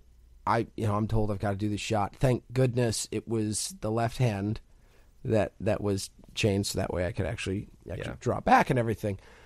Because I don't know how that would have worked otherwise. At any rate, so Dana, the prop master, thank you, comes out and puts a cardboard box and fills it with, I think, leaves and stuff like that. And I'm just kind of joking with him, and I'm like, "Oh, this is our target," and he draws a target on it, and then he draws Osama bin Laden. What? On it? Yeah, not kidding. He draws Osama bin Laden, and he just goes, "All right, cool," and then just leaves set, runs off, and so I missed the first shot. Well, so I draw back and I between the eyes. Wow! I hit the box between the eyes. It was a good 70 feet away. Yeah. It wasn't a cheapo shot. Yeah. And I was like, like I had to stifle my excitement because I'm supposed to totally miss. But yeah, so there was that one. Real quick, yes. Dana. Yes. What a lovely human being. Interesting guy. Really interesting, real sweet, loyal, and he's really good at what he does. And he's the kind of guy that when you get to spend time with him while he's working, you I remember kind of going this guy makes me want to be a prop person. He's just he's got joy in it. Yeah. And he really knows his shit, and it's fun to watch. One thing that I probably took for granted then, but I never did after this, was every single time, and there was a lot of times, and this was my experience, but every time that there was a gun that was on set, there was always a safety meeting. It was always everyone was present. He did not screw around. Nope. He showed everyone, he would open the breech before he gave you the gun. He was very meticulous, made sure that you felt safe, that everyone that was with you felt safe. Yeah. He constantly, you do not point the gun at anything unless you want to kill it. Yep. Period. I do not care about your angles. Nobody is getting hurt. Yeah. Because there's a lot of moving pieces, and I'm, everybody's doing their best. Yeah. But let's always take precaution and safety first. Yeah. And since then, I mean, that's how I lived. If somebody gave me, I had several projects I worked on. Heck, on Hellraiser, I was given a weapon that they didn't teach me how to use at all, and expected me to figure it out. I did, but people were injured. Yeah. Someone was injured. The amount of times that I look back now and go, thank you, Dana. Because I was able to go, hey, wait, guys, we haven't had safety meeting. Yeah. I'm not doing this until we have safety meetings. Yeah. And that's what needs to happen. He knows his shit. He knows his shit. And going back, that kind of goes back to what I was saying earlier, which is this movie, for me, sort of set the bar for how I view everything else. So every other production I've ever worked on, the next big one I did after that, we had weapons on set, and we had a good armory person for that. Yeah. But I've definitely been on some sets where it's a little loosey goosey. Yep. I've been on sets where it's like, all right, let's shoot on these train tracks now. Not having permission. What? Yeah. For sure. Hand me a gun and walk away and go, yeah, no, you're good. Yeah. No. You come back over here. You show me. Yeah. Yep.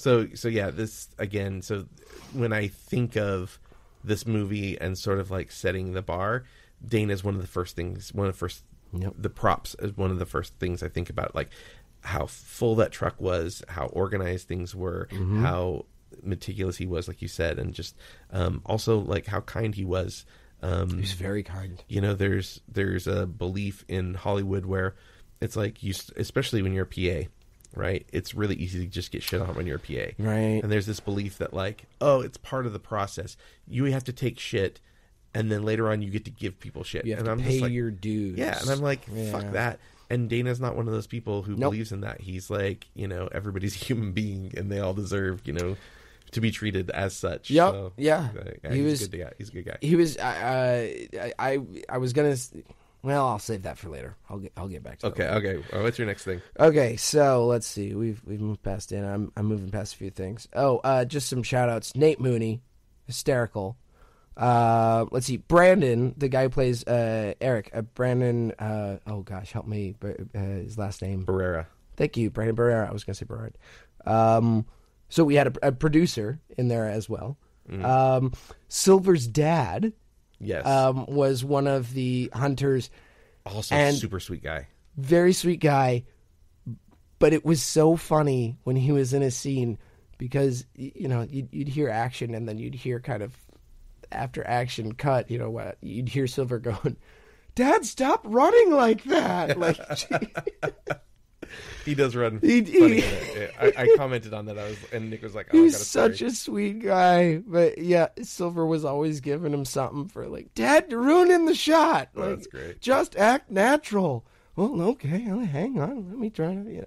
Yeah, he is a little bit like that. He's like kind of aloof. Yeah, he's super sweet. But yeah. He's great. He was great. Let's see. Okay. So the bridge that we were running across, where the cars have the standoff. Yeah. Okay. During the filming, there was a part where a car came by there on the edge of one of the bridges, slowed down, kind of saw what was going on, and then sped off.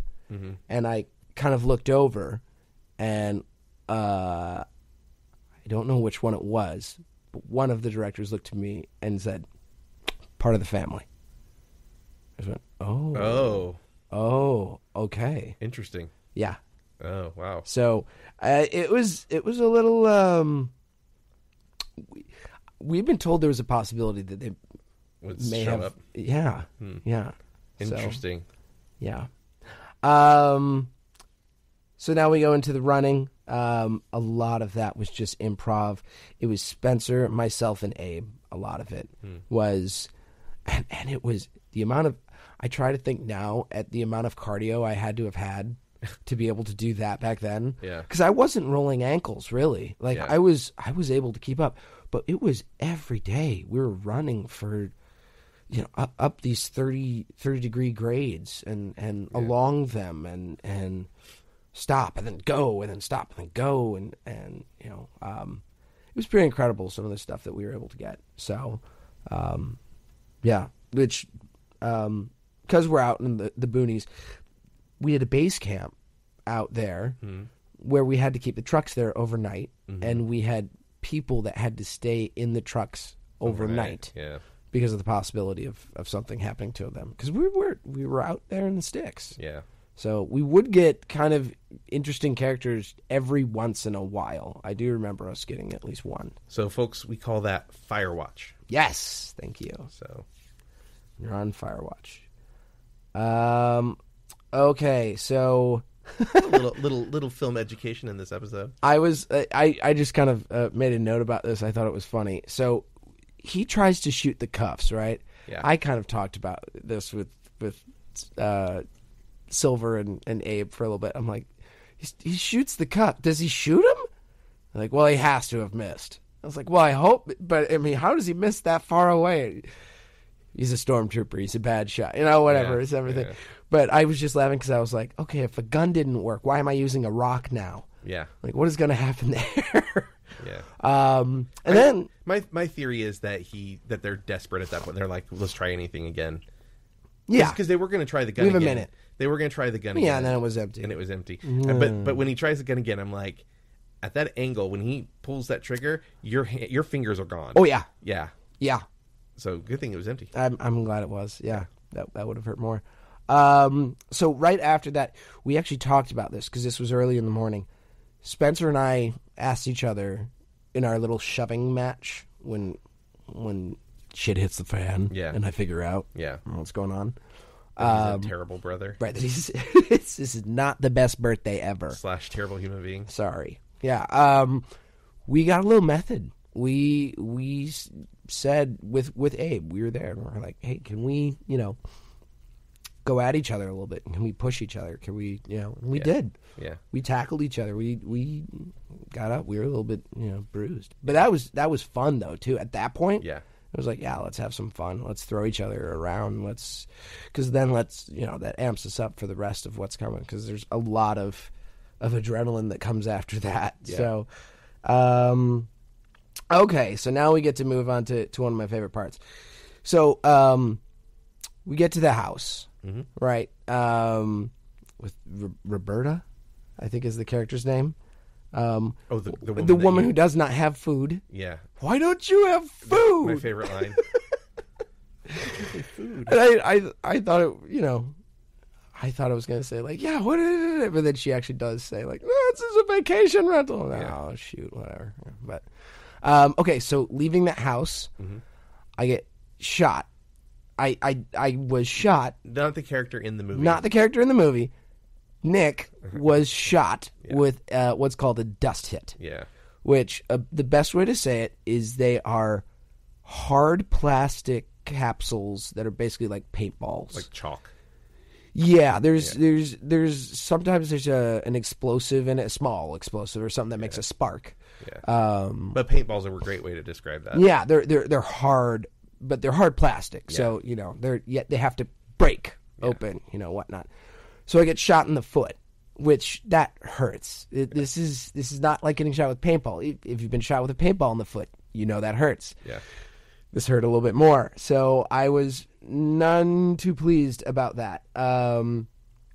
So shortly after that, there's the scene where we're trying to climb up this hill and we're trying to climb up basically the roots of this tree.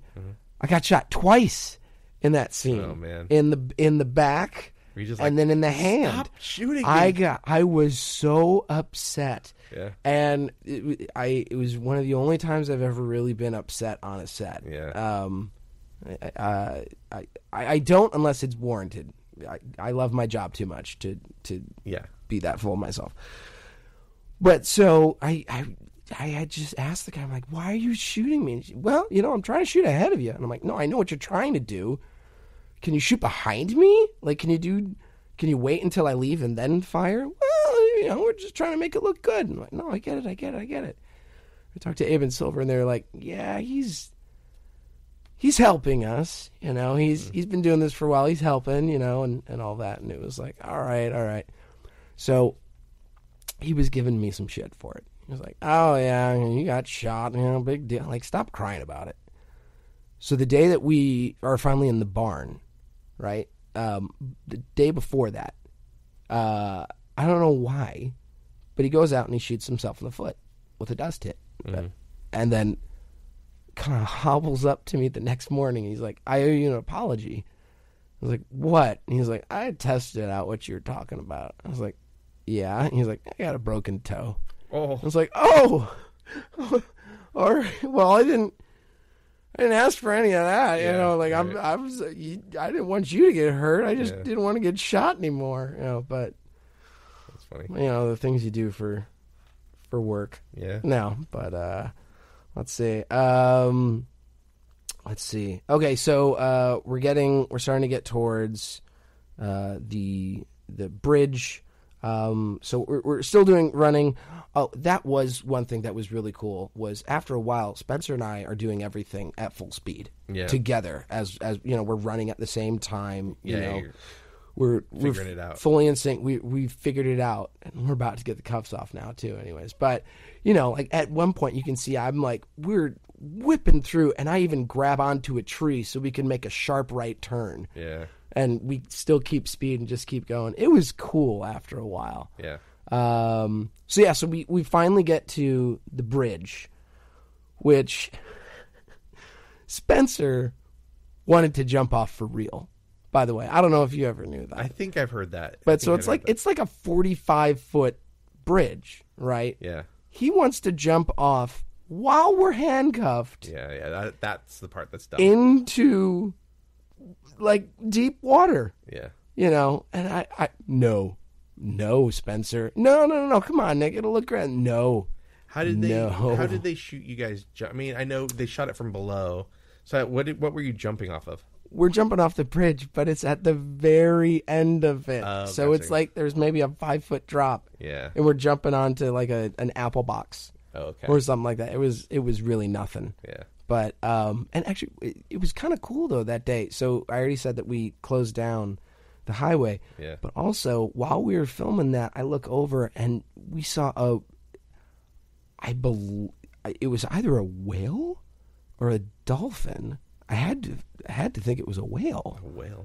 That was swimming in the river because it was brackish. It was a brackish river at that point with a calf. Oh, that's cool. And it was like, oh my gosh! I'm like, you know, they're. Let's jump in the water. Yeah, no, exactly. Now let's jump in. Yeah. By the way, do not ever jump in water fully clothed, handcuffed to another person, and think you're going to be just fine. I made a big stink about that, where I said, guys, we have to have the boat very close by, but not so close because you can't have the motor on when you come by, because Mark Harmon just told me a story. Okay. You can look up Mark Harmon's stories for that one. But I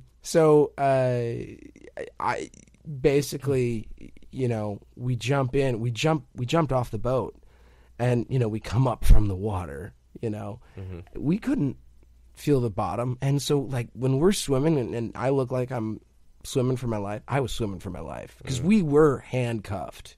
We couldn't get out of that. Yeah. We had to have a key because we had to make sure it stayed on. Yeah. We tried it a few times and it wouldn't stay on. Yeah. So it was scary, but it was cool. It ended up being really cool, and I'm glad we did it. But my goodness, that's a thing. Yeah. Yeah.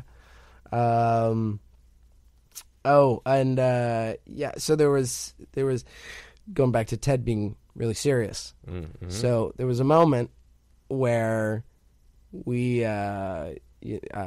Ted's about to go across the bridge. You know, he's about to get into his car and, you know, drive towards us or something like that. Yeah. What can I say here? What words can I say? Can I say any words? Like, as far as I know what you're. Like I know. the F, Yeah. Can I say? Okay. I'm like, yeah. You can say whatever you want, but listeners just know that I know he wouldn't be like racist or. Oh no, not like that. When I say yes, you can say whatever you want. No, yeah, I'm just clarifying for the listeners. Okay. So, Ted was intense, very intense. Yeah, and he liked to be in the scene. And he didn't like to be taken out of the scene by anything else going on. That's just the way he works. He doesn't want to see Christian Bale like. Yes, actually, that good example. Yeah. He doesn't want to see the crew. He doesn't want to see all this stuff. Yeah. And there was once that scene, one of the takes. The barn. No, where he's getting in the car. When he's getting in the car. Stealing the car. He's the 4-wheeler, whatever. That he's driving over. Yeah. He comes around and he can see that. Oh, I know who it was. It was somebody's taking photos. So. And, you know, that's their job, you know. And he caught eyes with him, and he just goes, "Quit fucking looking at me? And just slams the door and just takes off. Yeah. And everyone was kind of left a little bit like dumbfounded and, Yeah. what did we do? And Abe just kind of came over and went, yeah, you kind of just have to leave him alone, you know, like give him some space. So, I mean, he was awesome. He was intense. When he was in it, and you were going to get whatever that character was. Yeah. You know. So let's see. Oh, hey, buddy. Dog's looking at us all cute. So now we get to the barn. So, a few things about the barn. Behind it, so that was next to the ocean. There was a farm there, like two ones that were kind of tied together. I think there were chickens. Was it chickens that they had a lot of? So the chickens or goats? They were everywhere. The chickens were at the house where you take the girl hostage. Yes, the chickens were at that house. There were chickens all over the fucking place at that place, and I remember they were like, the sound is not going to work. Oh, yeah. Sure. So what I remember at the barn was dogs? Cows. It was all over. cows. And there was like a little baby cow that was like, had like a sickness in its eye. And it was I think it was blind. And it had like fallen into like a hole. And so we were like trying, like the PAs and I we're all like trying to like coax this little baby cow. One of the farm guys was talking about that. So there was definitely cows. I don't know about goats. There may have been goats too. But it was a working farm. Yeah, you know, it was a full thing. So out at like Coos Bay, is that what it's called? I don't know. No, Morro Bay. It was Morro. Where's Coos Bay? No, yeah, where they shot the birds. Hitchcock's the birds. Really? Yeah. So we some of us went into town, and like I bought a sandwich at one of the little like places, but yeah, they had all sorts of like the bird stuff in the town. I did not know that. That's pretty cool. It's Coos Bay. Okay, so at the barn, behind it, one of the Martin Starr things, if you want to go with it, was there was bullwhip cracking that went on behind the barn in between takes. Yeah. For whatever reason, I don't know who brought the bullwhip. Dana, if it was there, probably in the props. It might have been Dana, but like, so Austin could do it just fine. Oh, well, yeah, Austin worked on a ranch. And then Spencer tried as hard as he could to do it. He almost hit himself in the face. Oh, yeah. Could you imagine if he had, like, cut his face or something? Oh, my. On the they would have had to come up with an excuse. Like the last 3 days of the shoot. Yeah. Yeah, that could have been bad. I tried it once, but the one who could really do it and did it stoically, I mean, just... Yeah. Was Martin. Martin could just... and just be staring. You know what, though? He's big nerd. Like, I'm sure he was like, he probably went through an Indiana Jones phase. Well, don't we all? Sure. But yeah. It was, yeah. So, okay, so there was that. Okay, so in the barn, that, which should go without saying, the relief from getting the cuffs off was real. And that was, when it was finally off, it was like, oh, thank God, we're done. There is something about the cuffs coming off that does... Like, I did watch it and kind of question, why does Skylar have to be the one to take the cuffs off?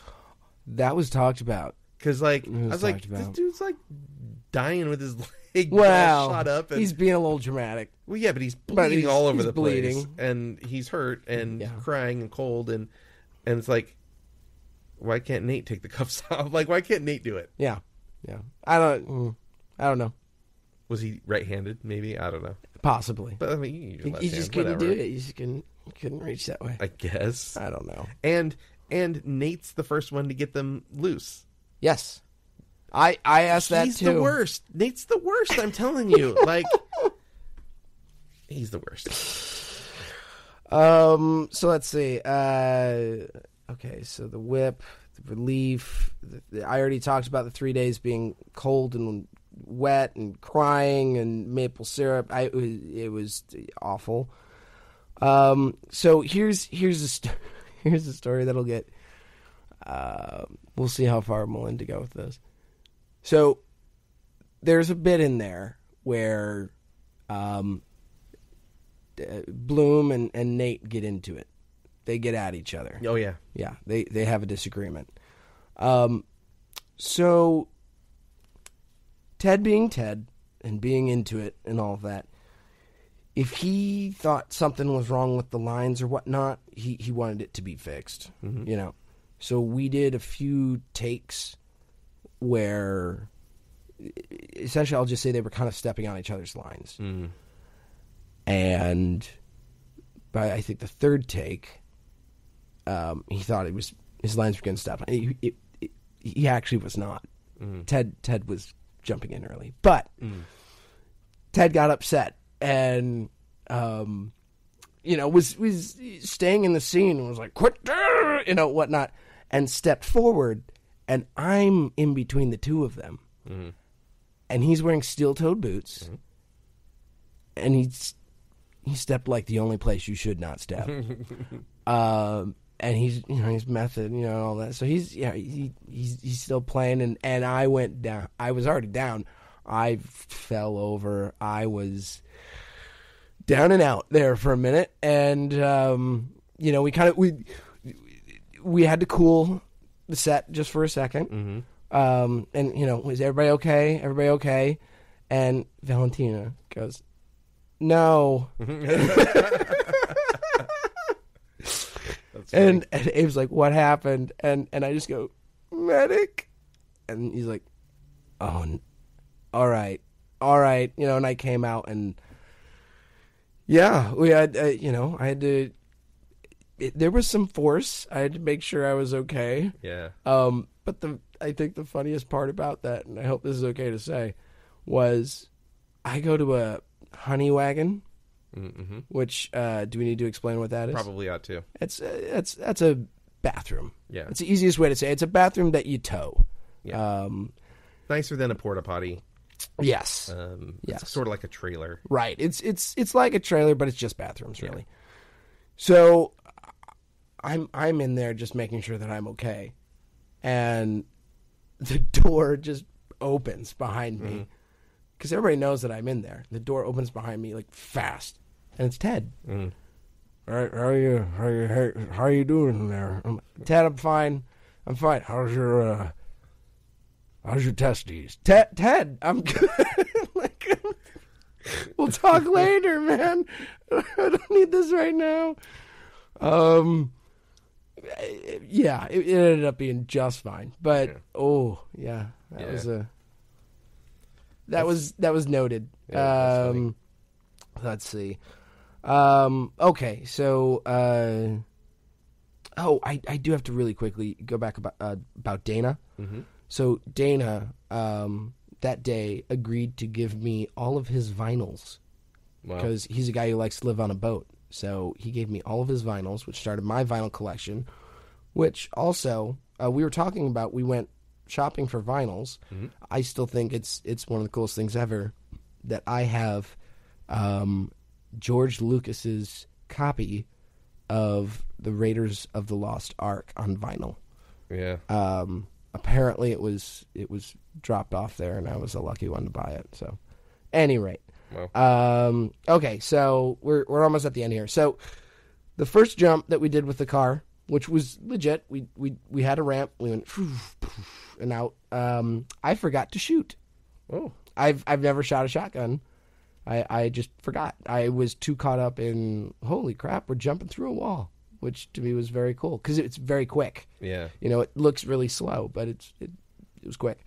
And then after the second take, Abe kind of goes, you know, we're kind of running a little bit low because we only had so many that we could bust through. And how many doors? I think we only had 2 doors. I think we did the first one.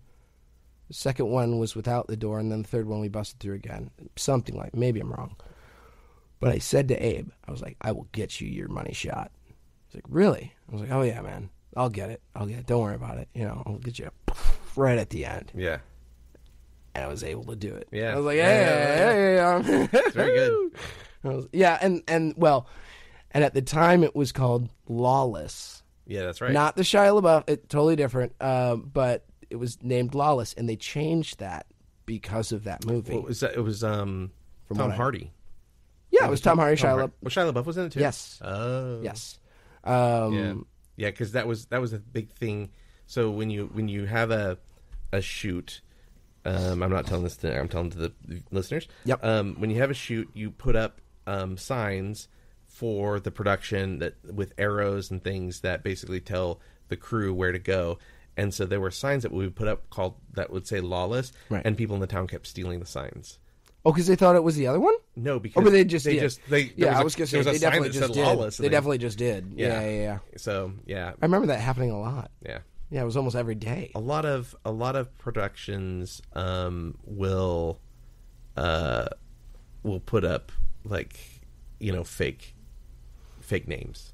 So Star Wars, for example, is like Blue Harvest, right? Right, Blue Harvest, Return of the Jedi. I did one once, and where we were shooting was the same place. Like they were shooting Justified next to it. Yeah, I'm trying to remember what. I think that one was called Lawman, which makes sense. I know Agents of S.H.I.E.L.D. When I shot, we definitely had a code name for that one. You don't remember what it was? It was no, but it was something very like innocuous. Yeah, it sounded like a sitcom. Yeah, a lot of times they're just like just nonsense swim things. lessons. Yeah, like what? Yeah, fruit bowl. Well, one of the first jobs I ever worked, people would come up and they would ask. We'd be shooting on the city or in the city streets or whatever, and people would come up and ask. And somebody once told me, they said, "You know how you can get people to walk away without bothering you on a set? Do you know what you tell them when they say, well, what are you shooting? Mayonnaise commercial."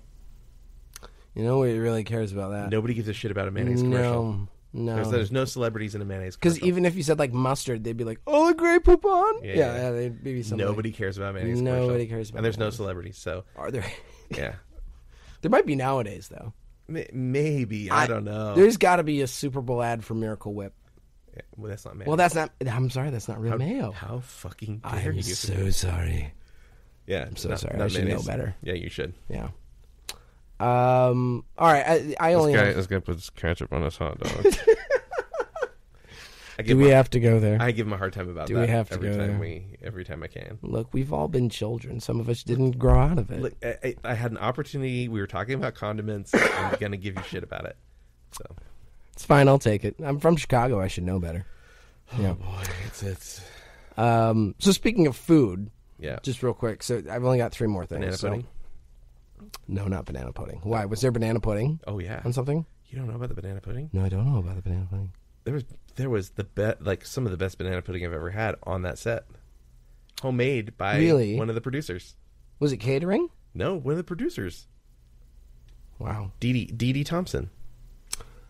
That's who I'm thinking of, by the way. Dee Dee. Yeah. Okay, good. So she made banana pudding and brought it for the crew. I do remember that day. And we became friends with her, and she made. Chris fucking loves banana pudding, and she made him a batch just for himself because he loved it so much. Dee Dee was awesome, super sweet. I have a sad story about Dee Dee actually, but you can go first. Well, I was going to say she gave me a bottle of Texas table wine. Yeah. I still have it. Yeah, haven't opened it. Interestingly, she's actually from Oklahoma. Really? Yeah. Oh. Yeah, she owned a ranch. Right. I had heard that, but I didn't know anything else. So I saw her. So I did this movie called Compound Fracture, and we took it on a tour. And one of the places we took it to was in Texas, and so I let her know that we were going to be down there because I sort of made friends with her, and we kind of kept in touch. And I was like, hey, I'm I worked on this movie, and and I'd love for you to come out. I'll give you a ticket, put you on the VIP list, blah blah blah. And it's cool. We showed it in this theater in Dallas. It's the same theater that Lee Harvey Oswald hid in. Oh, I know the one you're talking about. Yeah. And so we did this horror movie, and she came out to visit and stuff, and she went out to dinner with us afterwards and stuff. And it was great.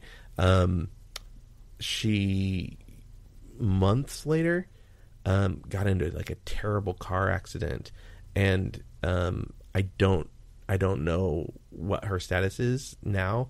But she was like disabled, mentally, like brain damage, like severe brain damage, to where she like basically thought and acted as a child. just horrible thing. Such a sweet woman. She was so sweet. And the last I had heard, so there was a little bit of information coming out through her Facebook page for a while, and some family member basically cut everybody out and sort of hid her away. And I think that at the time, and this is kind of salacious, gossipy stuff, so who knows how true some of this is. I'm just saying what I had sort of gleaned from. There were a lot of people on Facebook and things were trying to how do we get a hold of her? How do we see her? How do we, send her cards or whatever? And the thought was that she had a lot of money and she owned a ranch, right? And that somebody basically took a conservatorship and cut her out of everything, so nobody else could get access to that. Golly. So really sad, but she was such a sweet lady, and I have no idea what happened to her. Goodness. Yeah. We'll have to look that up. Yeah. Okay, so 2 more things. I remember playing Rock Band with the ADs, with Dylan and Rob. Okay. At their place. Yeah. I remember doing that and feeling like a fool because I'm a Rock Band expert. I'm very good, and I could not hit over 92 to save my life, and they were giving it to me really bad. Oh, I bet. But yeah, no, I deserved it if I was going to say all that, and then I couldn't. You talked up your game, and then you couldn't. Well, the lag was way off. Never celebrate too early. The lag was so off. Yeah, but then the other story, which is kind of funny, was catering. Do you remember any of this with catering where there was almost a little bit of a walkout? No. So. So the grips and a lot of the guys carrying the equipment and everything like that. Every time we went to catering, it was salads and pasta. Yeah. Salads and pasta. And one of the days, someone was like, "Forget it. I'm off. I'm out of here." Yeah. And it was like, "Where are you going?" We broke for lunch. It was like, "Where are you going?" "To get a fucking hamburger." And it just it was 15 crew members all just left and were gone for an hour to go get hamburgers. Oh, I vaguely do remember that. And then from that day on, though, it was "Oh, it's lunchtime. Does everyone want to go get Yeah, let's go down here and get hamburgers instead. Yeah, so I will say, we've talked a lot about how great people were on this and how welcoming they were. There is one group of individuals that made the experience harder and not very fun, and they were not very nice, and that was the grips on this film. They were grade A assholes, and maybe not to actors, but to people below the line, below them, they were mean-spirited, and just terrible to work with. Honestly, what I remember most was just a lot of complaining. They were about where we how they had to do all of this stuff, and they had to carry this. They acted like the cool kids, and look, if I had to carry 30 pounds of lenses, for a mile, and I'm an actor and I'm starring in this thing, why are you upset? Or that's not my job.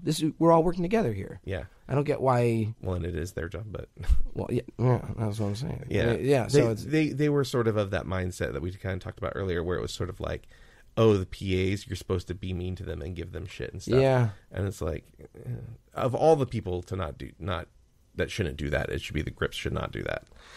I mean, look, I will say this. Yes, the terrain was tough. They were carrying a lot of heavy things. Sure. I was handcuffed to another guy running through the hills and all of it. Look, this is the job that you signed up for. This is what it is. Yeah. And if you're not happy about it, then you can go. Yeah. And don't treat the people below you like garbage. Don't treat anyone like garbage. There's no reason for that. Yeah. So, no, there were a few nights at the bar where things were talked about and sussed out a little bit. So, no, that was known. Yeah.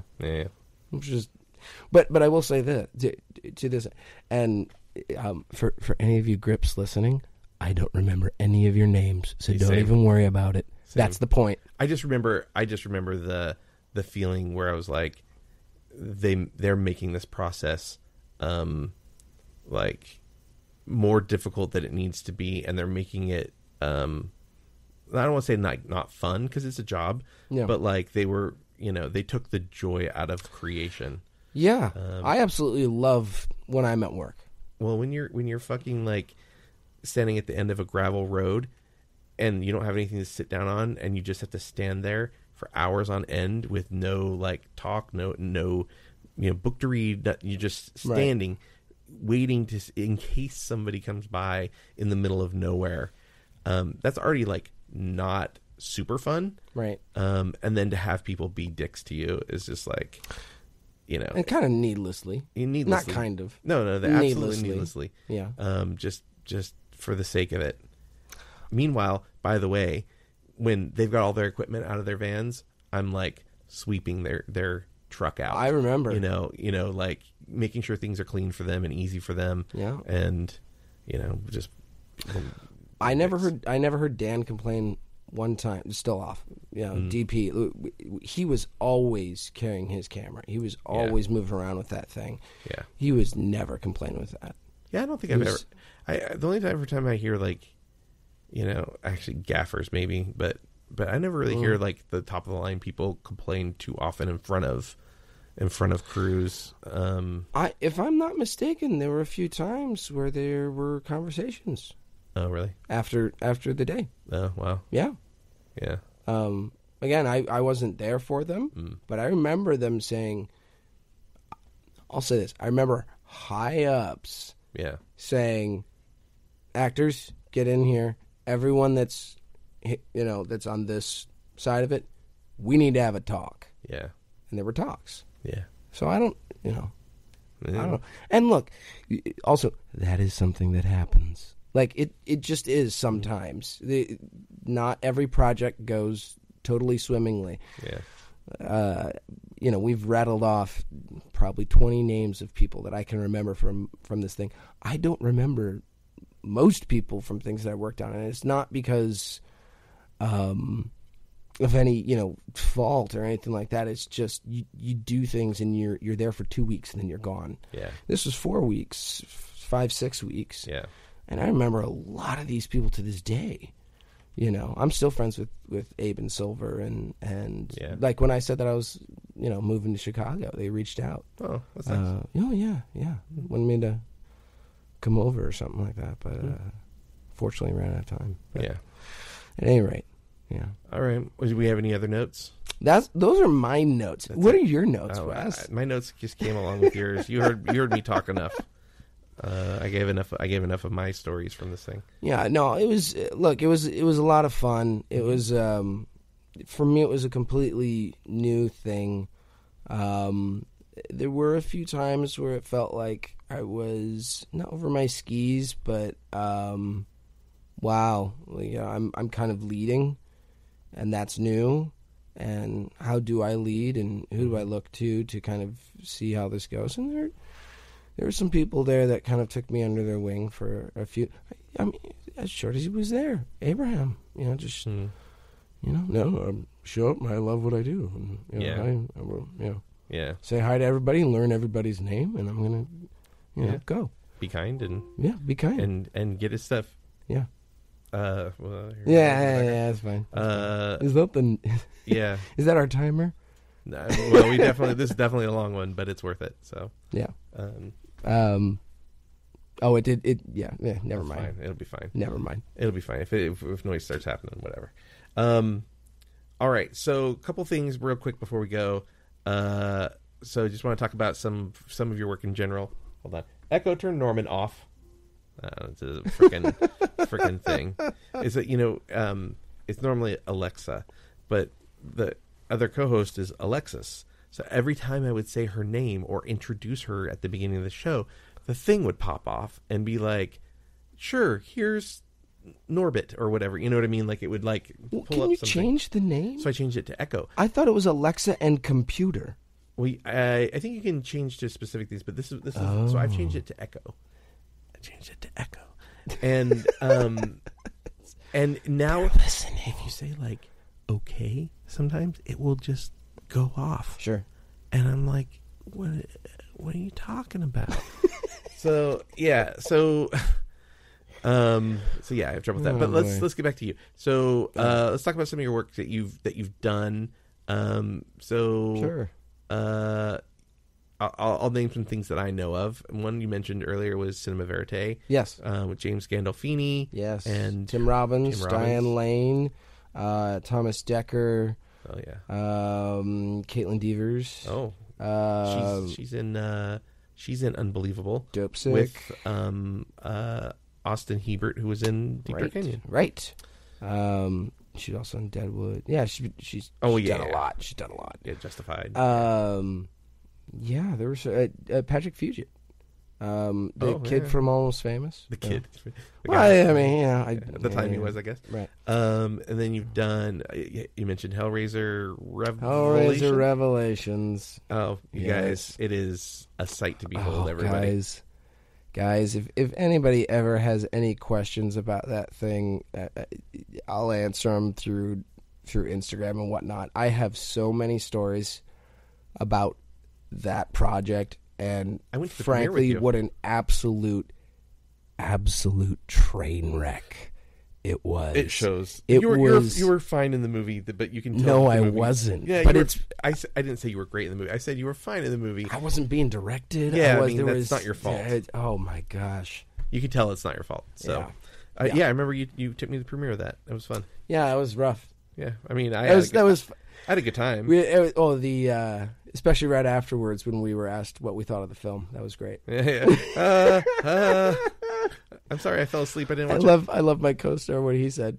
He just looked right at the producer and said, "Well, it was shit." It's amazing. Okay, so he could get away with it with his accent. So you were in a German film that I really like. That's known in the U.S. as The Depraved. Right. Urban Explorer. Urban Explorer. Or Urbex. There's a few different names.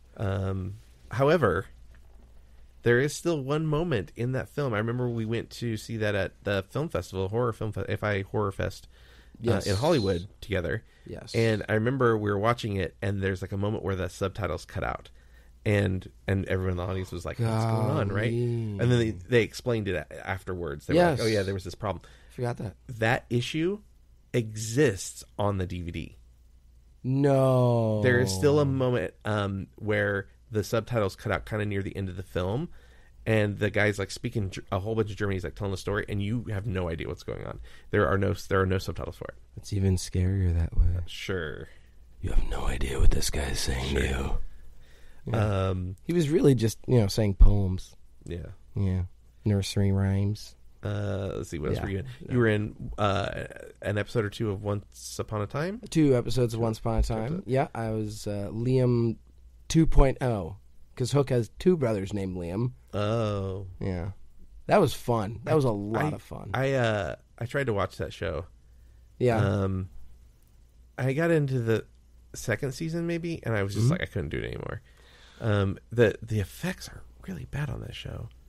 At least in the early seasons. They spent a lot of money on effects. A lot of green screen. But it was a lot of green screen. Yeah, it was a lot of a lot of it shows. It's really bad computer-generated green screen stuff. But some of the things that's really interesting about that is if you go into, like, how much was the wardrobe for Rumpelstiltskin? Sure. Like, almost every single dress that he wore, because he wore dresses. Was spun out of gold? They must have been, because they were at least 5 figures. I was told when I was there, every single one. And they had names for everyone that he wore. You know what? That's weird. That's actually super common. Just wardrobe in general is always really expensive, even if it's like store stuff and not like custom. Oh, Cinema Verite? Yeah. They sewed in hair extensions for me, right? Yeah. It was more than I got paid. The extensions. And I already had long hair. They added a 1/2 inch. Oh, wow. I said to him, guys, by the time you like do this in like a week, I'm gonna have that hair. Yeah, and I did. Yeah, and then, but dog's being fed right now. Heyo. And then we've got Missing, of course. Yeah, that was on ABC. Ashley Judd, Sean Bean. What's his name? Cliff Curtis. Cliff Curtis. Adriano Giannini. Oh yeah. Let's see who else. There was a few.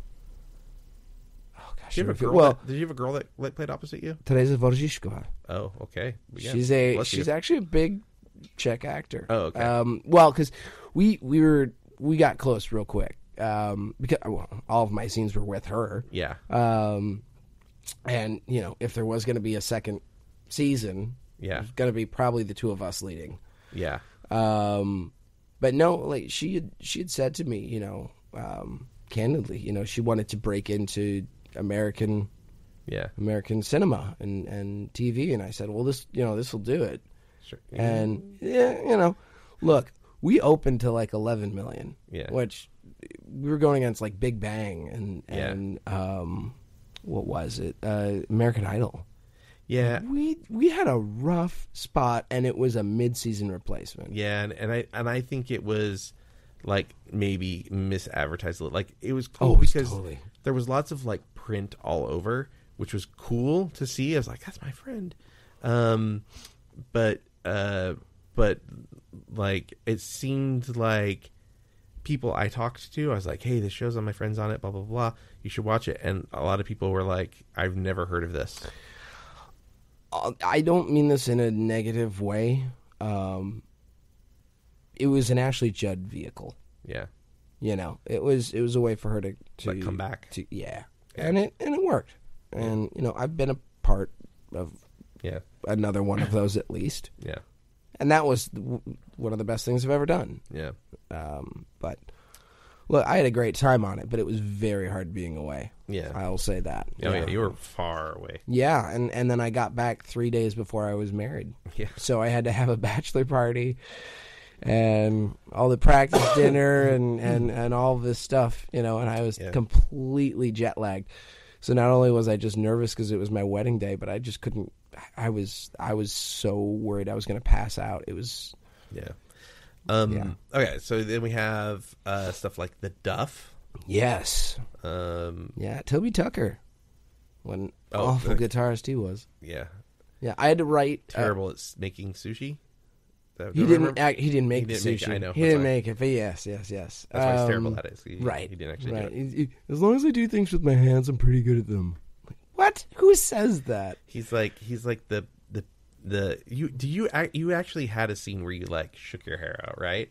Every scene. Oh, every scene you shake your hair out? Every scene Okay. I shake my hair. I just remember. In fact, that's like a thing in the first part where it's like amaze balls. Like every time I'm just shaking. I just my feel hair. like the thing I really remember is like maybe you took a motorcycle helmet off and shook your hair. Yes, Yeah, yes. It was like Vespa. a slow motion or something. This is my Vespa, my antique green Vespa. And that movie is interesting because like I think it did fine when it came out, but it really found an audience on like Netflix. Like people really like found that movie on it. Like for. You're number one for a while.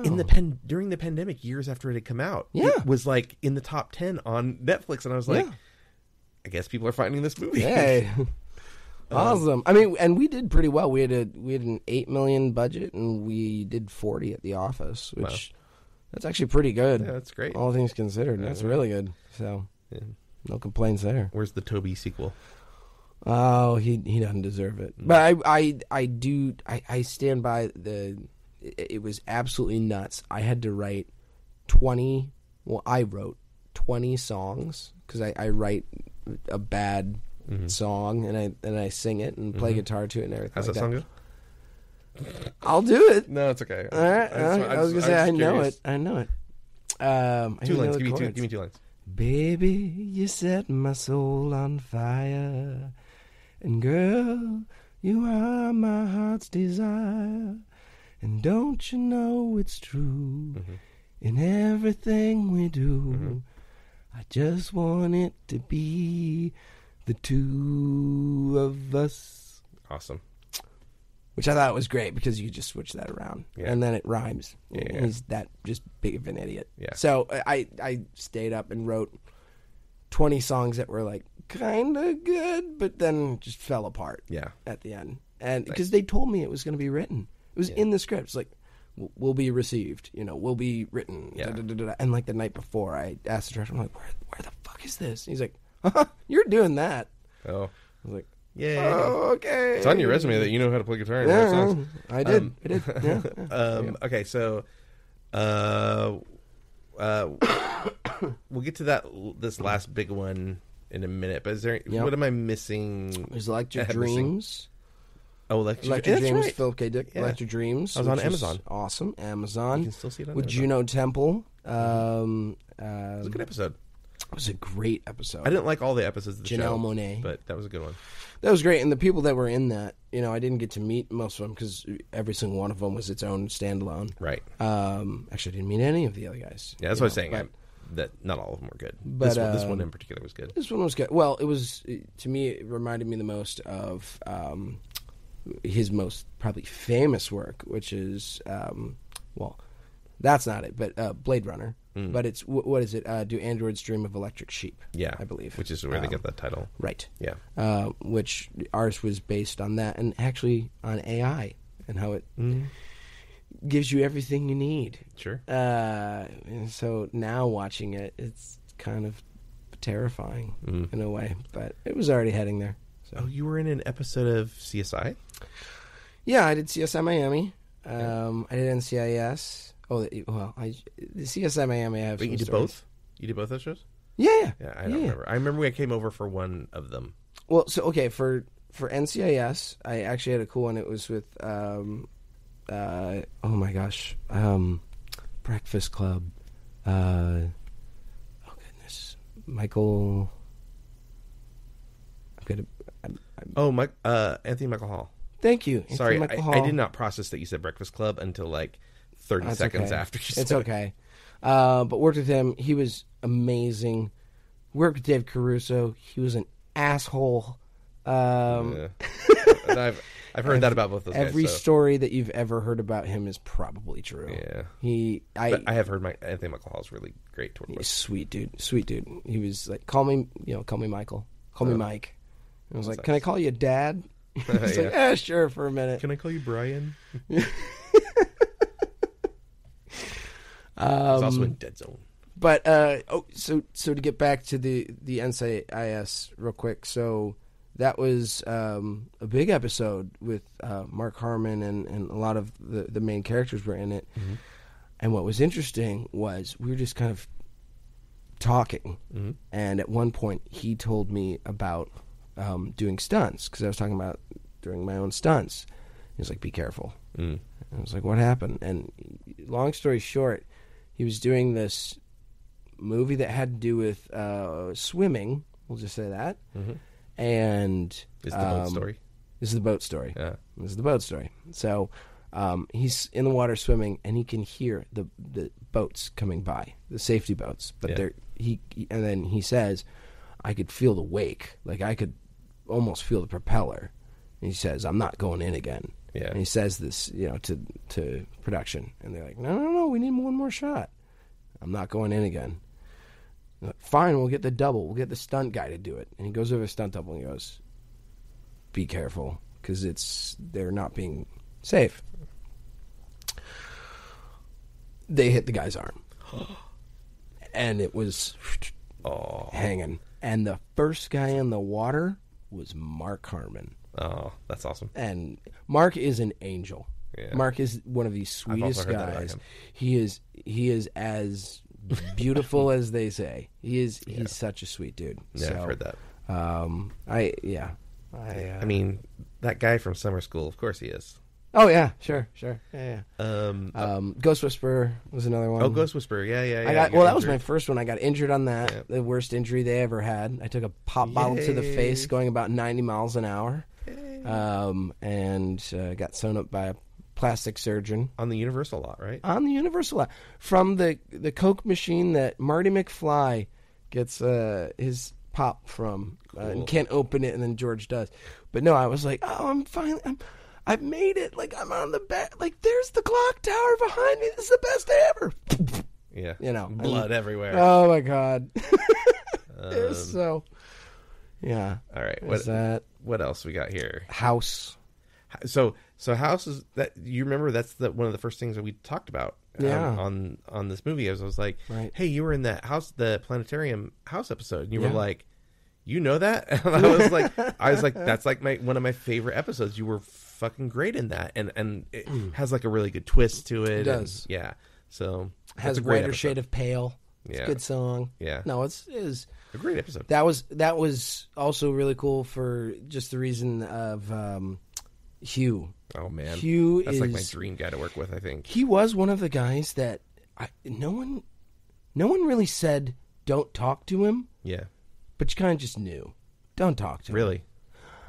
Yeah, it was like he wasn't really there a lot. Yeah. And when he was there, he was there. He was in character. He was always in character. Yeah. Occasionally he would drop, and you'd hear the accent. But Yeah. he always had the limp. He always had the thing going. You know, he was always there. But, so I kind of tried to keep my distance. Also, it was the People's Choice Awards that week. Yeah. And they won Best Show, and he won Best Actor. And the next day, I had my scene with him. That's awesome. So it was terrifying. Oh yeah. But But you knew you were in good hands. So. well, after the first take, we walked past each other like to reset, and he gave me like a hey, nice job, but I can tell you're having some trouble. Let me work it with you for a That's second. awesome. So we workshopped it for a few minutes, and I think we did like 5 or 6 takes. Yeah. And like the 5th take, he was like, "You're right there. You're right there. Just Yeah. That's And- nice. And then afterwards, like I kind of looked at him and I was like, "Good," and he just goes, you know, like this, like puts his arm up and like get a high five. Yeah, And that's I was awesome. like, all right, sweet. You know, Yeah. like, So I have I'm good. I have a work fantasy of Yes. working with you, Lori, yes, and like hanging out after hours. And then there's a piano. And he's Oh, my playing the piano, goodness. and I'm like, "Can you play the opening to St. James Infirmary?" He's- That's my like. If some work fantasy ever came true, that's the one I'd want to come true. I don't remember his last name, but the actor who played my father, Dennis. Oh, yeah. Sweet guy, Mm-hmm. sweet guy, journeyman, been around for a long time. They actually, the only words I ever heard spoken between them were, "So I see, you see you're going to be playing something. What are you thinking of?" You know, and they're kind of going back and forth, and Yeah. eventually he was like, "Thinking some Procol Harum." You know, and I Wow. was like, "All right, cool." Yeah. You know, I was like, "What is that?" And then I went home and heard it. I was like, "Ah, So Beautiful. I have a few superstitions. yeah, And one is, and it's this, like, not because I actually think it does anything, but it just makes me feel better. Whenever I fly on an airplane, as the plane's taxiing to the runway, the plane will typically like take a turn on that to get on the runway, and then start to move and move. Once the plane starts to move, just before the jets really kick in, when you're taking off, I hit play on St. James Infirmary, Hugh Laurie's album, Let 'Em Talk. Which, by the way, if you're listening and you've not listened to Hugh Laurie's jazz albums, like, this dude's like fucking incredible. he is multi-talented. He's so good. Goodness. You gotta hear St. James Infirmary, but it starts this like slow piano thing, and it's just like da da da da da da da da da da da, and then it just like builds do do do, and for whatever reason, if you start it right when the plane starts to move, when this is not just like moving to stop, like we're moving to take off. Yeah. If you time it right, where you start that song just there's this part where it's like do do do do do do do do do do do do do do do do do do. That moment happens as the wheels leave the ground. It's when they hit V1. And you just go up, and it's like do do do do do do do, and you're just like, it's like the weirdest, like, coolest feeling, and that's like my comfort thing whenever I fly. Is like I get like this weird anxiety before, but once I know the wheels will leave the ground and I'm listening to that song, I'm like, this is gonna be fine. I actually have one for landing.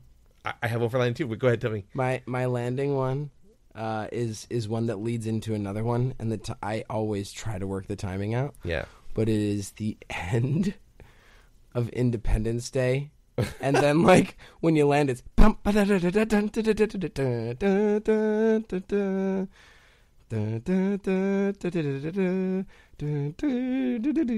so it's like, hey, the whole thing's done, But yeah, no, because the other thing is, you know, they're in a dogfight the whole time before, so you try not to think about that while it's going on. But yeah, it's just like we're down. But so I have one. Usually, like once they say we're coming, you know, approaching for a landing, whatever, it's you not know, flying. No, it's not ET flying. No, it is not. When we're coming into land, there's a band called Rogue Valley. It's kind of like this like indie folky kind of thing, and they have a song called Bay of Pigs, and I don't know why, but I like that song a lot. I've heard of that song. They have another song that I really love. My favorite song of theirs is called The Wolves and the Ravens, and that's my go-to like road trip song. Like once you're like on the road driving for a while, you know, and it's like nobody's going to be talking anymore. You just listen to music or whatever. It's like you feel like you're in a movie. Like it's like a movie soundtrack song. It's like it doesn't matter what the terrain is outside. It could be mountains, it could be snow, it could be desert. It doesn't matter what it is. As long as it's moving past your window, it feels like you're in a movie soundtrack. It's really cool. That's cool. So Wolves and Ravens by Rogue Valley. Yeah, check it out. Yeah, it's really great.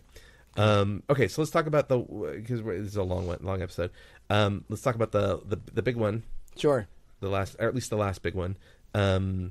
Good Lord Bird. The Good Lord Bird. We'll try to go in. We won't go into too many stories about it, but I just want to just address some of the things that you've been in that people can go and sure watch and stuff. You can catch us on Showtime. You could rent it. You could buy it. Yeah, it's ubiquitous now. I mean, it's not Netflix or anything, but it's everywhere pretty much. Yeah, people know it now at this point. They've seen the artwork and or seen the show. Well, we were lucky enough to get a nice award from it as well. Yeah, so. And it came out at a time when all people had to do was watch TV. Yeah, it came out during the pandemic. That's true. That's true. So they didn't have I mean, what else were people going to do? I mean, true. For me, it's kind of bittersweet because I absolutely loved it, and at the same time, it was like, well, I can't go to work after this. Well, and even when this thing comes out, I don't have momentum. You guys couldn't do press for it, really. And, we couldn't do press. We didn't have an actual premiere. Yeah, we did a virtual premiere. Yeah, and I know there was a lot of because they delayed it and changed it around a little bit, and I know there was a little bit of controversy with that. There were a few different cuts. But I remember when you were like really frustrated about it, I was like, I actually think it's like good for this thing, and I think it turned out to be just pretty getting good. It right. Yeah, they were getting it right, and what came out was pretty good. A lot of stuff was cut. If they had delayed it to reshoot stuff, then I would have been like, oh, that's maybe worrisome, but. No. They were just timing it right. We had everything that we needed. That was really well done. How long was that shoot? That was from July to November. So it was a long shoot. Yeah, that was about as long. 8 episodes. Remember? It was 8. It became 7. Gotcha. It was originally 8. But from the get go, Ethan Hawke, for those who don't know, was the lead. Based on a book. Based on a book of the same name. Based on a real person. Based on a real person. Sort of true. All this is true. Most of it happened was our tagline. Yeah. Historical fiction, you can call it. But it was relatively close, But no, from the get-go, we were ready to go out and give a good piece of art. We had the right story. We had good storytellers behind it. We had a great cast. We had amazing guest stars. David Diggs, Rafael Casal, Steve Zahn.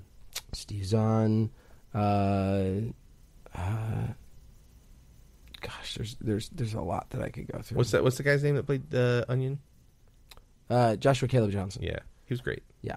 And that was like, he was discovered there. Yeah. Essentially. And we got him at the right time because he was just going through puberty. So he was getting the squeaks in the voice, which we wanted. Yeah. And then by the time that I saw him like 3 months later, he was like deep voice a foot taller and was like, "Hey Nick, how's it going?" I was like, "Oh shoot. Crazy. Shoot, man." But no, it was good. He was great. Ethan, my favorite thing about it was the faith that Ethan put in me. And this is one of the only stories I'll tell. But he, let's just say there was a long night out, one of the nights before the shoot actually started, and I basically came to him and said, we all came to him and said, this won't happen again. We'll make sure everything's cool. Mm-hmm. And I said, is there anything that I can do? And, I've done improv. I've done, I've already done some research on some of this stuff. I'm really into this as well. So I want you to know how devoted I am to this. So if you ever need help with what's going on in the background of scenes and stuff like that. And he's like, well, what's your idea? And I was like, what do you mean, like for this scene? Yeah. What's it? And I was like, well, okay, this person could be like tanning. This person could be doing this. This person could be doing that. And all right, go do it. I was like, do it? And he's like, well, you're the eldest. So you can kind of order people around. Play the part. I was like, oh my gosh, you actually have faith in me. Yeah. Like that I can. It's a good feeling. Really do this. And he let me. And he let me take the reins on a lot of things, literally and figuratively. I was on the horse more than anyone. I mean, there were people who definitely knew how to ride. Yeah. I mean, Mo. Obviously, Mo Brings Plenty he was so valuable to our production. He was incredible. But yeah, no, I mean, I just had such a blast, and I went, fully into the character as much as I could. I learned how to draw the best way, or how he would have accurately have drawn the gun. Yeah. Then I learned to perfect that. I didn't have catering. I would have beef jerky that I made the night before with dried berries and stuff like that. I just dove into it and basically said, I love this story. I love this character. And I even said, if this is the last project I do, I'll be happy. Yeah. Because this is, and it's been a while. So, yeah, but it was an absolute blast, and it was an honor to do. And, yeah, I'm glad it got the audience that it did and the reception it did. Yeah. So, all right. I will be remiss if I didn't bring up and just at least mention briefly Dear Luke, Love Me. Yes. Which is a movie that I was slightly involved in and that you star in. Yeah. Or you co-star in. And people hopefully will get to see that sometime soon. We have a few more showings coming up, so we'll see. Stuff. We've got some festivals coming up. We've got a festival tomorrow, but then we also have one in Richmond, the Richmond International Film Festival. Yeah, I don't know when Richmond one is, but by the time they hear this, it may, I don't know. I think it's September. Okay, so the Richmond one's a ways away. So they'll hear this before that. So if you're in the Richmond area, go see Dear Luke, Love Me at the festival. Yeah, absolutely. And then maybe it'll be streaming or something at some point, like available digitally. We're trying to get it out there. Yeah. In different ways. And I've challenged him, now that he's moving back to Chicago, I've challenged him to get on my current favorite television show. So working on it. Yeah. Working on it. I've already talked to some people that are. Oh yeah. Yeah. Oh yeah. All right. Yeah. I mean, I can't say your name. I can't say anything. We won't say anything about it. But I challenged him to get on my favorite show because I would love to see him on it. Well, and a good friend of mine was on it for a very long time. Yeah, for years. So just left the show. Kara. We're not supposed to say what show it is. Well, fuck it. I want him to get on Chicago Fire.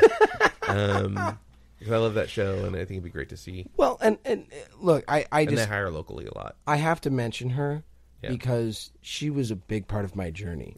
To LA. That's right. When I was in Chicago, I was flown out here for a talent search, essentially by the makers of American Idol. Yeah, and it was just all people that were not from here, and her and I.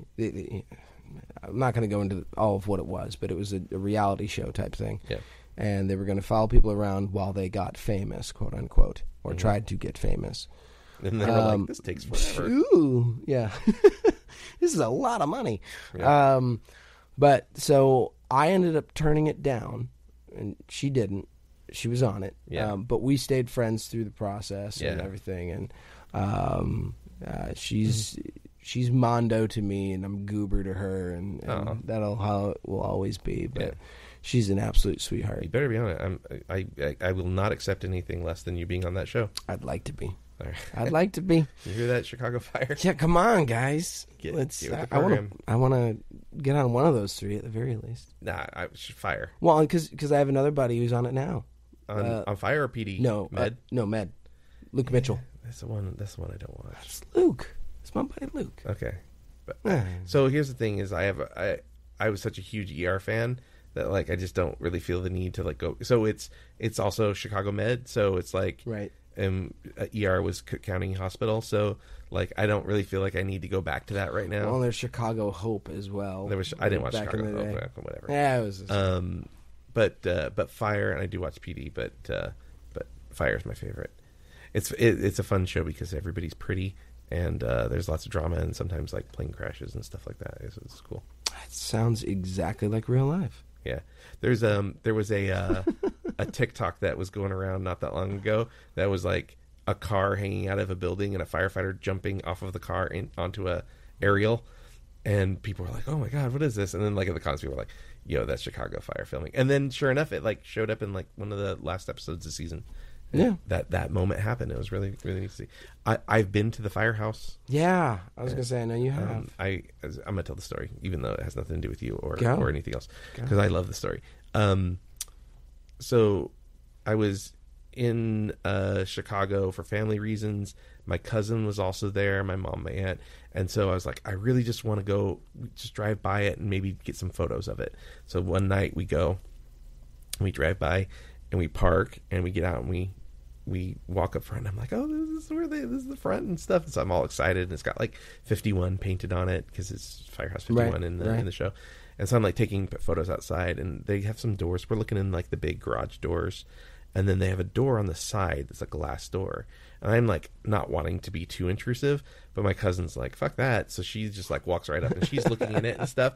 And then she's like, oh, yeah, there's some stuff here. So we go over and we look at there's some plaques on the wall. Mm-hmm. And just as we start to walk away, the door opens. And I'm like, oh, are we in trouble? Mm-hmm. And this firefighter comes out. And he's like, hey, how you doing? And I was like, oh, yeah, just seeing things, fan of the show. And he's like, you want to come inside and get a tour? And I was like, yes. And so we went in, and they have like all this like memorabilia on the walls. So what they do is they shoot all the exterior stuff and all the apparatus floor. So the inside the little garage, all of that is shot at this firehouse. Right. And then like one tiny part of the inside, and then they shoot most of the rest of the inside at a firehouse that's built and designed almost identical. And then they've like redone like the kitchen to look like the one that's at the firehouse that I was at. Right. Yeah. And so we go in and they have all this memorabilia on the wall, and they have like they have like axes and Halligans. So they're like, here, hold this. So I'm like holding a Halligan, and like, hey, this is really cool.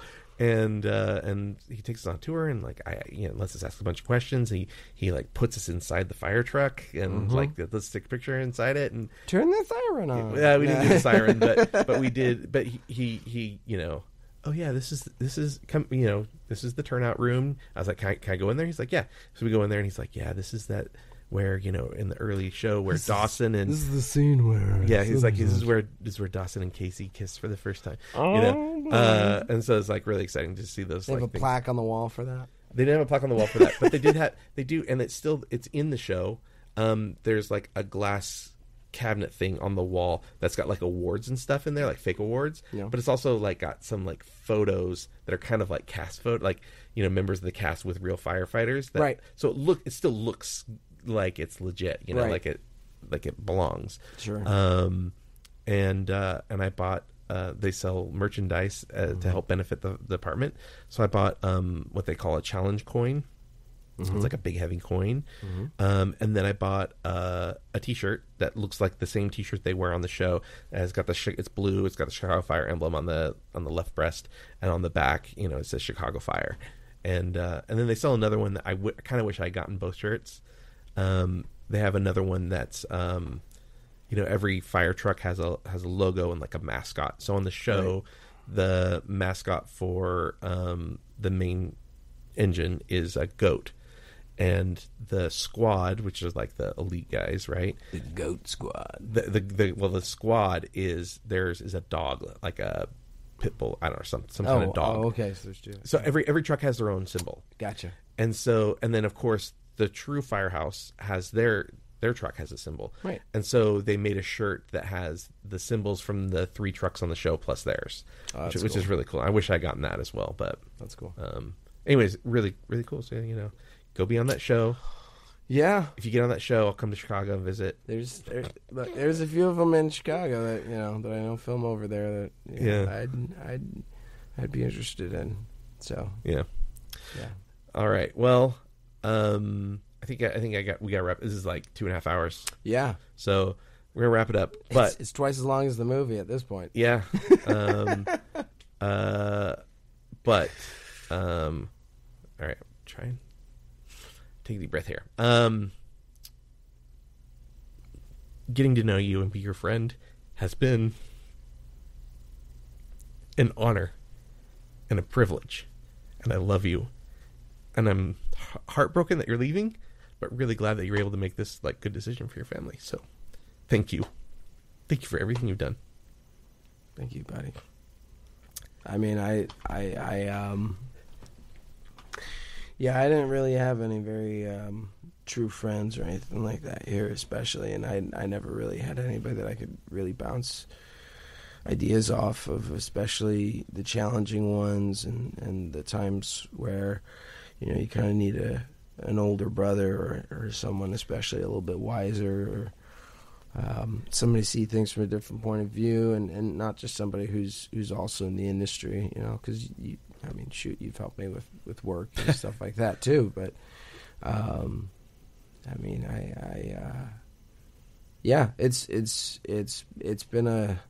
it's been a tough decision, and it's bittersweet. But it's also one of those things too, I guess, where you kind of just go, yeah, it's not the end, and I'm moving to a different place, but I shoot. They still shoot stuff out here. I'll be back here all the time. So I know I'm just still sad. But no, hey, no, you're not the only one. That's the thing is I'm all cried out right now. Yeah, no, I got you. I've had a few, but you've known longer than I have. I think you've tried to tell me in person. We haven't been able to connect, and so it was it got to a point where you just had to just kind of break it to me over the phone. But yeah, and there was a long time there too where it was trying to figure out a way to not move, and frankly, then you kind of look at things and you kind of go, well, I can't make a decision based solely on myself, and that's where the love of my 2 beautiful children and my wife and the life that we are hoping to have comes into view a little bit stronger than my own, and I absolutely love being out here. A lot of it felt like college in the beginning, and I've watched myself grow into still a young man. He blossomed. But I wouldn't have been able to do that without you. And well, I'm glad to have been part of your life. So you still are. Disneyland forever.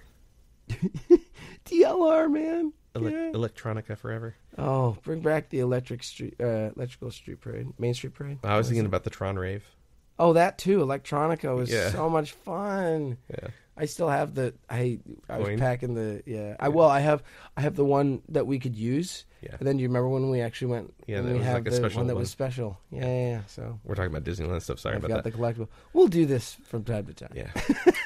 All right. So we'll call it there. I hope you guys enjoyed it. I did. So I did too. Hope everybody had a good time. All right. Until next time, Bon Cinema.